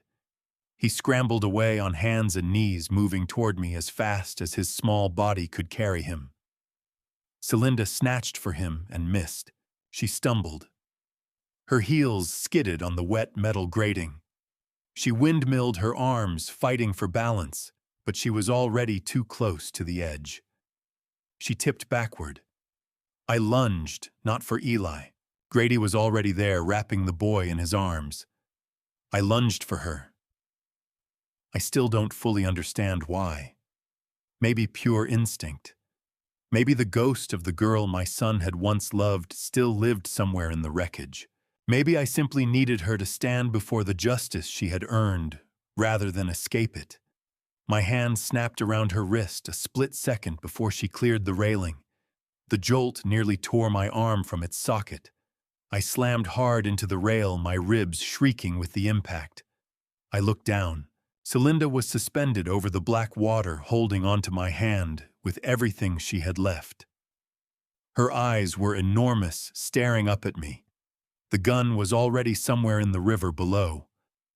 "Help me!" she screamed. "Daddy, help me." I looked down at her. I looked at the woman who had poisoned my son. I looked at the woman who had brought a child to the edge of a bridge to use as a weapon. I looked at the woman calling me daddy and begging for her life. I tightened my grip. I was not going to let her fall. Death was too merciful. Death was a door out. I pulled. I set my jaw and hauled her up inch by grinding inch. She kicked and scrabbled against the bridge face, hunting for any foothold she could find. I dragged her over the railing and dropped her onto the soaked asphalt. She lay there gasping, heaving, sobbing into the rain. I stood above her. My lungs were burning. My heart was hammering against my ribs. "I am not your father," I said, my voice as cold as the water below. "And you are not my daughter. You are a prisoner." Blue lights washed across the bridge. The authorities had finally made it, but the battle had already been decided. I looked at Grady holding Eli tight. I looked at the broken woman sprawled at my feet, and I understood that the hardest part was still ahead. The rain-slicked cables of the bridge sang like a tuning fork struck by the hand of God. My shoulder socket screamed as Celinda's full weight had jerked against my grip. She was hanging 200 feet above the black, churning water that had just taken her accomplice. Her fingernails carved into my wrist, drawing blood that ran together with the rain whipping across our faces. I looked down into her eyes. They were wide, terror-struck discs reflecting the strobing lights of the police cruisers closing in from the road. The arrogance had evaporated. The greed had gone with it. In that moment, she was simply a terrified creature who had just discovered that gravity doesn't bargain. "Please," she shrieked, her voice ragged and shredding against the wind. "Don't let go, Harlan. Please, I am sorry. I will do anything. Just pull me up." I ground my teeth together, feeling the muscles along my spine begin to seize. It would take almost nothing to open my hand. Physics would handle the rest. The river below was freezing and running fast. She'd be dead before she ever struck the surface. It would be justice. It would be measure for measure. She had tried to destroy my son. She had brought a child to the edge of a bridge. She had poisoned our lives in pursuit of money. Why should I be the one to save her? Why should I risk my footing on this slick railing for a woman like this? "You wanted me dead," I roared over the storm. "You wanted to erase the Voss name from the earth, Celinda. You stood in my home and plotted my destruction. Give me a single reason to pull you back up. Why shouldn't I let you follow Gage into that river?" She sobbed, swinging in the gale feet, pedaling at nothing. "Because I am family," she wailed. "Because you are a good man, Harlan. You are not what I am. You are not a killer." Her words landed harder than the rain. She was turning my own conscience against me, gambling her life on the wager that I was better than she was. And the sickening truth was, she was right. If I opened my hand, I became her. If I let the darkness win here, it won everywhere. I looked at her face, twisted by fear and rain. I didn't see a daughter-in-law. I saw something broken that deserved a cage, not a grave. I planted my feet wide on the slick asphalt. I locked my knees and drew a breath that tasted of ozone and exhaust. I was not going to let her fall, not because she'd earned the right to live, but because she'd earned the right to suffer for a very long time. Death was too swift. Death was too quiet. I wanted her to hear that cell door close. I wanted her to sit in a concrete room and grow old, knowing exactly what she had thrown away. I am not a killer. I growled, my voice low and stripped of everything except finality. But don't you dare confuse mercy with weakness, girl. I am not pulling you up for your sake. I am pulling you up for the judges. I hauled. I put 50 years of hard labor into that single-pull lumberyard's brickwork, everything. Every joint in my body popped in protest. Every vein stood out. I dragged her upward inch by grinding inch. She scrambled against the wet metal of the railing, clawing for any grip she could find. Her expensive shoes slipped and squeaked uselessly. She felt heavy with the full weight of what she'd done, but I did not stop. With a final roar dragged up from somewhere below my ribs, I hauled her up and over the railing. She tumbled onto the wet road in a heap of torn fabric and bruised skin, landing like something discarded. She lay there gasping, coughing up water and bile curling into herself on the highway's yellow center line. She looked up at me, shaking so hard her teeth chattered. She reached out one trembling hand toward my ankle. "Thank you, Daddy," she breathed, her voice broken into pieces. "Thank you for saving me." I looked down at her. The contempt I felt was colder than anything the storm could deliver. She was still at it, still working the angle, still trying on the role of the frightened child who needed protecting. I stepped back out of her reach.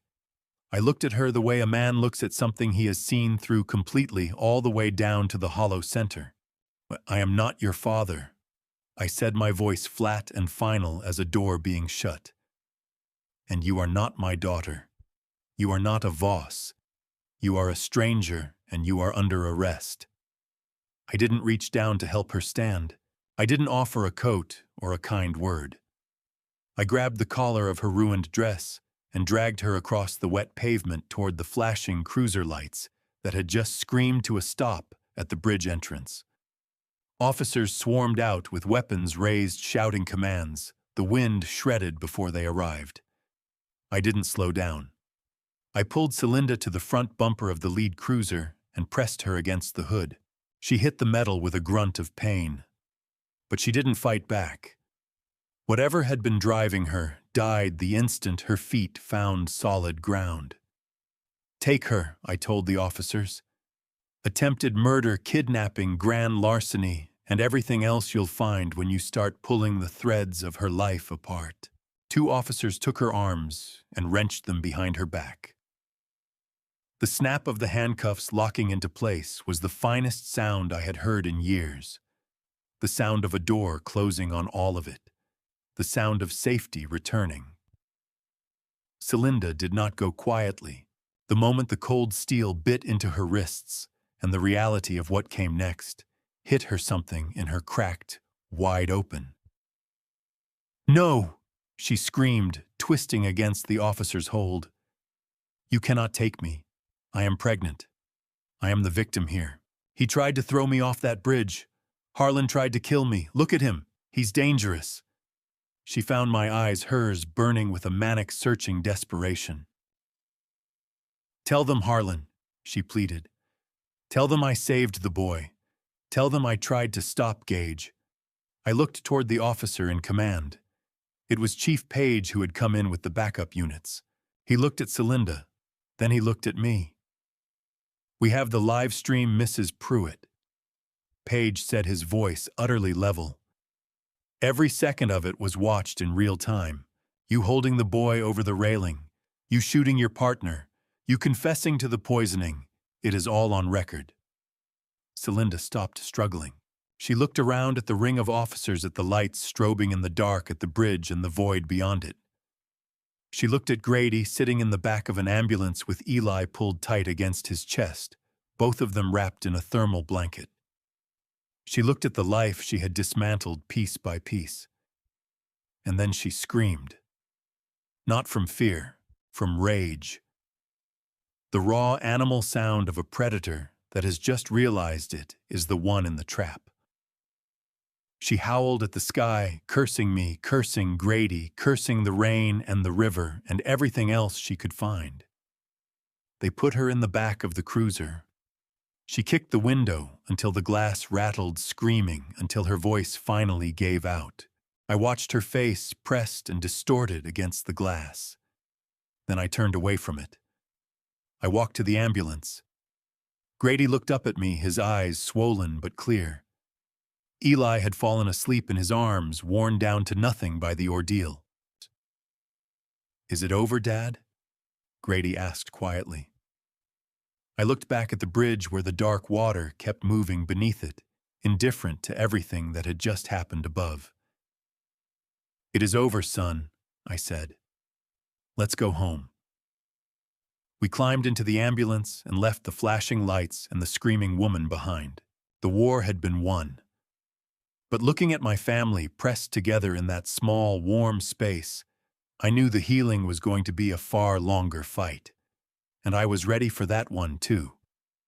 3 months later, the air inside the visitation room at the maximum security women's penitentiary carried the smell of industrial bleach and stale despair. I sat on a metal stool with my hands folded on the cold steel table. The partition between us was thick glass, scratched and smeared with the grease of 1,000 desperate hands. I waited. When the guard walked Celinda in, I nearly didn't know her. The polished woman who had swept through my son's funeral in a custom designer dress was nowhere to be found. What came through the door was a hollowed-out shell. The prison jumpsuit sagged off her skeletal frame. Her hair, once a glossy sweep of blonde extensions, had grown out into a dull, matted brown, with inches of gray root she had spent years successfully concealing. Her skin was sallow, her eyes sunken into dark-rimmed hollows. She looked 20 years older than the woman I remembered. She looked like what she had always been on the inside, a ruin. She sat down and lifted the phone receiver. Her hands were shaking. She looked at me with a mixture of hatred and pitiful hope. "You came," she said, her voice thin and tinny through the speaker. "I knew you would come." I picked up my receiver. "I didn't come for you, Celinda. I came to close the file." She pressed her forehead against the glass. "Harlan, listen to me. You have to help me. My lawyers are incompetent. They are talking about a plea deal for 25 years. 25 years, Harlan. I will be an old woman by the time I walk out of here. I can't survive that. I will die in this place. You should have considered that before you stirred thallium into my son's morning smoothie," I said, my voice stripped of everything except cold fact.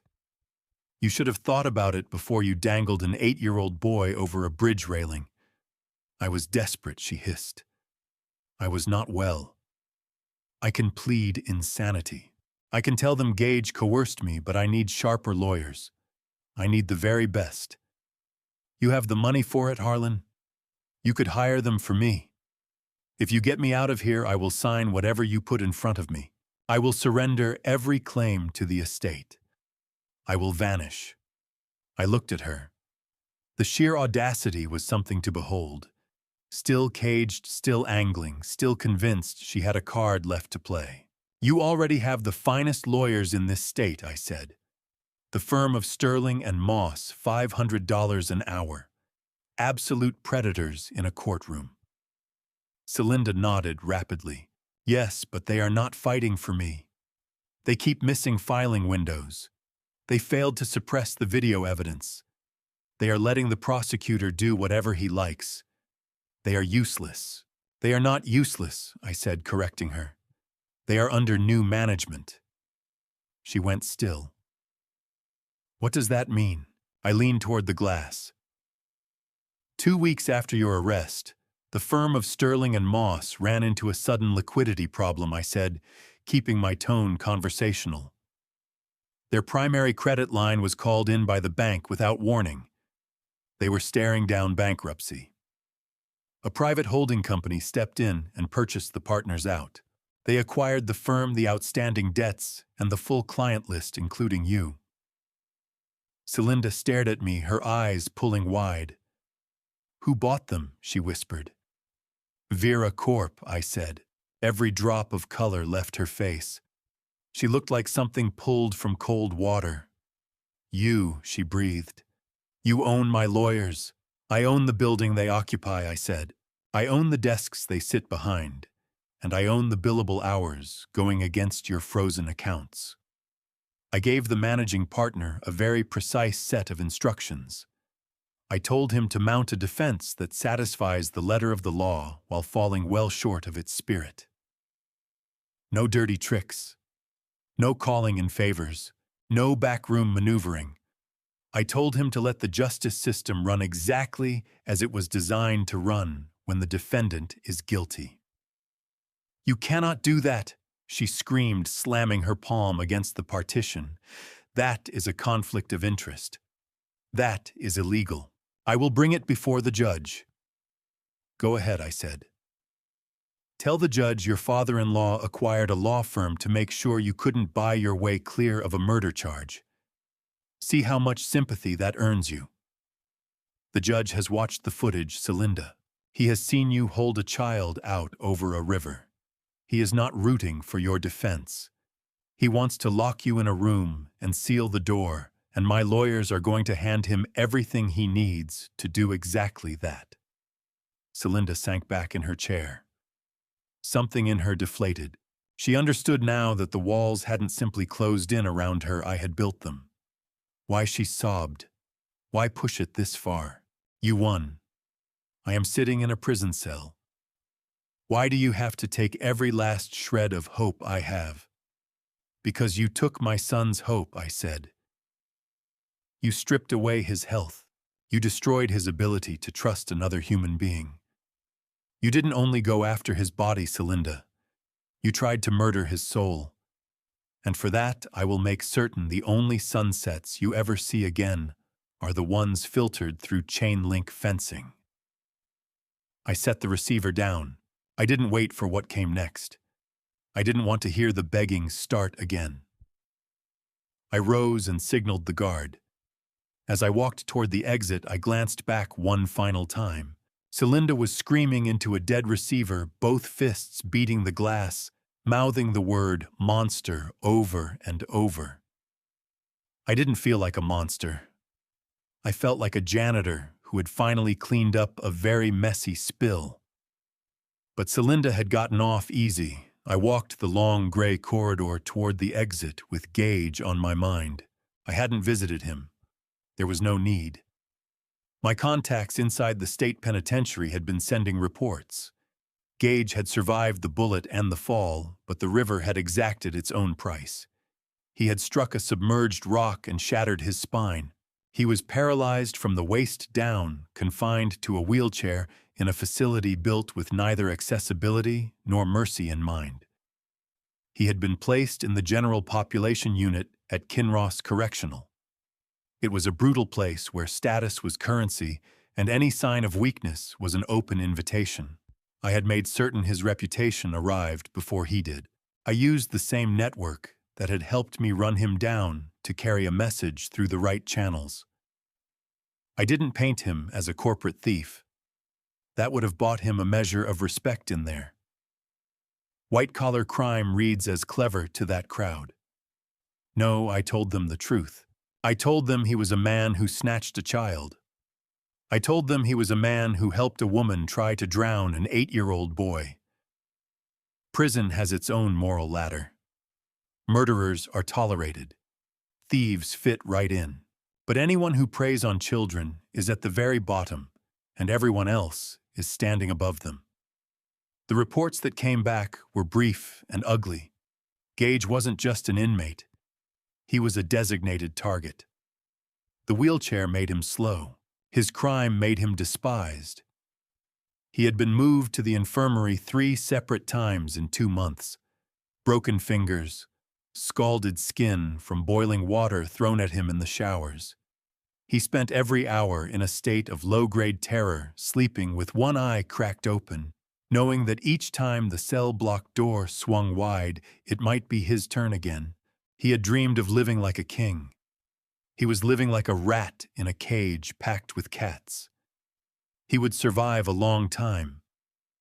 I had arranged for him to receive adequate medical care to make sure of that. But not one day of his life would pass without pain. Not one night would pass without him listening to every sound in the dark. I stepped out of the prison into open sunlight. The air hit me clean. It tasted of freedom. I climbed into the back of my car. Grady was waiting. He looked like himself again. The bandages were gone, a thin scar across his forehead, the only evidence left. He was on a cane now, instead of crutches. "Did you see her?" he asked. "I did," I said. "How is she?" "She is exactly where she belongs," I said. We pulled away from the facility, the concrete walls falling behind us. Celinda would spend the next 60 years in a 6x8 cell. She would age. She would fade. The world would leave her behind. The company would grow. Eli would graduate. Grady would heal. But she would remain in that room, frozen at the moment she lost her grip on my hand at the edge of the high bridge. She would understand in time that the hell she was living in had not been handed down by a judge or assembled by a jury. She had built it herself, choice by choice. And that understanding, I knew, would grind at her far more savagely than anything I could ever engineer from the outside. She was already dead to the world. We were simply waiting for the body to agree. 1 year later, the sun came up over the Voss estate, but it didn't look like the same place I had left in the dark of all that grief. 12 months of work and quiet healing had burned the shadows out. I sat on the terrace with my morning coffee, watching my grandson Eli kick a soccer ball around the lawn. He wasn't the terrified, tape-muzzled boy from the back of a gray sedan anymore. He was loud. He was quick. He was happy. His laughter was the finest return on investment I had ever recorded. Grady came out onto the patio. He didn't need the cane anymore, though a slight hitch remained in his stride, a permanent receipt from the night we took everything back. He was dressed in a suit, but it sat on him differently than it used to when Celinda was the one deciding who he was supposed to be. He looked at ease. He looked like a man who had found his own footing. "Good morning, Dad," he said, reaching for the coffee. "The quarterly numbers are in." I didn't touch the papers. I didn't need to. I already knew what they said. After the warehouse and the bridge, Voss Holdings stock had collapsed exactly as I had anticipated. Wall Street cannot stomach uncertainty, and nothing produces uncertainty quite like a C-suite executive confessing to murder on a Times Square billboard. But chaos is a ladder if you know how to climb it. While the market was in a full panic, Vera Corp, the shell company I controlled quietly, swept up every available share. We took the company private for pennies on the dollar. We cleared out the board of directors, removing every loyalist Gage had cultivated. We restructured from the ground up. We rebuilt. And when we relaunched 6 months ago, we didn't simply recover lost ground. We flew past it. "We are up 40%, Grady said, with something close to a real smile. "The affordable housing initiative on the South Side broke ground yesterday. The press is calling it the comeback of the decade." I took a slow sip of coffee. "It is not a comeback, son," I said. "That's what this was. A correction. Cutting out the rot, nothing more." Grady had his eyes on Eli, who was chasing something through the grass when he spoke up. "She wrote again," he said, his voice dropping low. "Celinda." I held steady. Didn't surprise me one bit. Desperation has a way of circling back. "So what does she want this time?" A character reference for her appeal, Grady told me. "Claims she's found God. Claims she's a new person altogether. Claims the baby would have been real if the fall hadn't happened."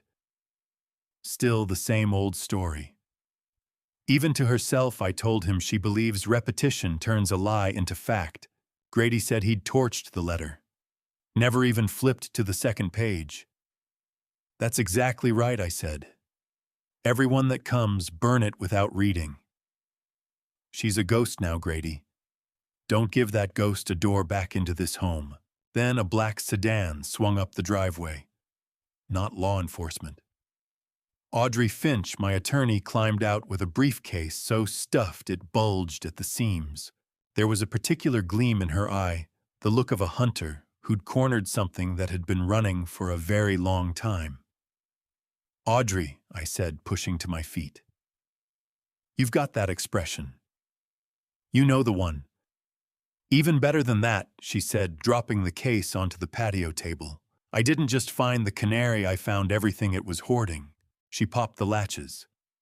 A wedge of financial documents stared back at us, each page bearing the embossed seal of a Swiss banking authority. "We got her," she said. 12 months of forensic accounting, 3 separate court orders we broke through Celinda's encryption. I leaned over the papers. "She wasn't simply after your assets," Harlan Audrey went on. "She'd been skimming for years, quietly siphoning out of the company's charitable fund, pocketing kickbacks from every contractor who wanted her good graces, stacking it all away somewhere no one was supposed to look." "What's the total?" I asked. $5 million, Audrey said. "Parked in a numbered account out in Zurich." She saw it as a safety net, figured that even a prison sentence left her with a fortune on the far side of her release date. Grady stared hard at that figure. "That money came from us. From the company." "Technically correct," Audrey acknowledged. "But the road it took, washed clean through the charity fund, puts it in murky legal water. We could pull it back onto the books if we wanted to." I stared at those documents. $5 million wrung out of programs meant for orphans and sick kids, stockpiled so a killer could retire in comfort. "No," I said. "We don't want it back." Grady shot me a look. "Dad, that's $5 million. Tainted money," I said. "Run that through the company, and it leaves a stain we can never scrub out. It threads her name back into every transaction. I want her gone from this ledger entirely." "So where does it go?" Audrey asked. My gaze drifted out to the garden, the one where Vera used to lose herself for hours among her rose bushes, pruning and humming like she had all the time in the world. She'd carried a dream for years, a center where children with no safe place to land could find one. Kids like the boy I'd once been hungry overlooked, needing nothing more than a meal and a steady floor under their feet. She never saw it happen. The depression swallowed her before she could plant that particular seed. I reached for a pen.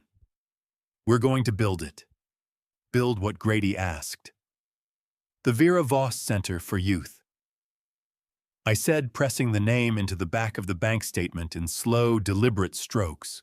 "Every last dollar Celinda squirreled away in secret is going toward the one thing she despised above all else, a sanctuary for children." I turned to Audrey.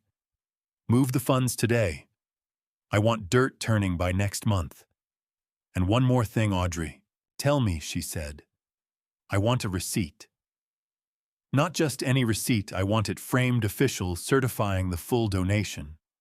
I want a plaque engraved with exactly where that money originated. And then I want you to put a photograph of that plaque in an envelope addressed to Kinross Correctional Facility." "You're sending it to Celinda?" Audrey asked, the corner of her mouth pulling upward. "Every single month," I said. "I need her to understand what happened to that money. I want her lying on that prison bunk, turning that photo over in her hands. The money she bled from, this family money, she schemed for money, she destroyed lives over. It's out there clothing children in winter coats and putting hot food in front of kids she'd have sneered at on the sidewalk. That's a punishment beyond prison," Grady said quietly. "You're not only stripping away her freedom, you're dismantling her win, taking everything she hoarded and flipping it into something decent. Call it what it is," I said. "Justice, and a tax write-off." Audrey barked a laugh and snapped the briefcase closed. "It's handled, Harlan. The first envelope goes out from my hands personally." Come evening, as the sun bled out over the Detroit skyline and turned the whole horizon purple and gold, I settled onto the porch alone. The place had gone still. Grady had taken Eli out to catch a movie. Audrey was off executing the wire transfer. Just me left me and whatever was still lingering in the air. I bent down and wrapped my hand around a bottle from beside the chair. Not the $1,000 scotch Gage used to pour himself like water. Not the vintage champagne Celinda treated as a birthright. A $10 bottle of red wine corner store, nothing fancy. The same label Vera and I used to uncork back when we were newlyweds, perched on the fire escape of that first cramped apartment, spinning out dreams of everything we'd one day become. I filled a glass. The wine was deep-colored, full. I gave it a slow swirl and watched the legs sheet down the curve of the glass. They believed money was the whole game. That belief is what finished them. They clocked the way I lived, modest house, ordinary car, no performance of wealth, and read it as softness. What they couldn't see was that power was never about accumulation. Real power is what you guard, not what you flaunt. I brought the glass to my lips. It tasted of dark fruit, of soil, of something that felt a great deal like winning. Gage was confined to a wheelchair, navigating whatever waited for him in the prison showers. Celinda sat fixed on a blank concrete wall, holding out for a lawyer who had moved on long ago. And I was right here. I lifted the glass toward the vacant chair at my side. "We did it, Vera," I said softly into the fading light. From every weed pulled, the garden holds. I let my mind run back over it all. The pain, the betrayal. That night on the high bridge when I had a monster's fate in my grip and walked away still myself. The worst year I had ever survived. Also the one that stripped everything down to what was real, loyalty. I now knew has no price tag. Blood alone means nothing. Family is built from love, not biology. And sometimes the only way to rid a house of what's rotting inside it is to let it burn. I drained the last of the wine and set the glass aside. What settled over me then was something I hadn't felt in longer than I could remember, a stillness deep and complete, the kind that arrives only once every account is squared and every debt has been answered. No more watching the door. No more bracing for the blow from behind. The wolves had circled the old lion and walked away with nothing to show for it. I got up, moved to the railing and looked out across the city that carried some of my own labor in its bones. Lights were coming on across the skyline. The world was still turning. My name is Harlan Voss. I am 68 years old, and that is where we leave Harlan Voss, 68 years old, standing at that railing, a $10 glass of wine in his hand, and the whole city spread out before him like something he had finally earned the right to see clearly.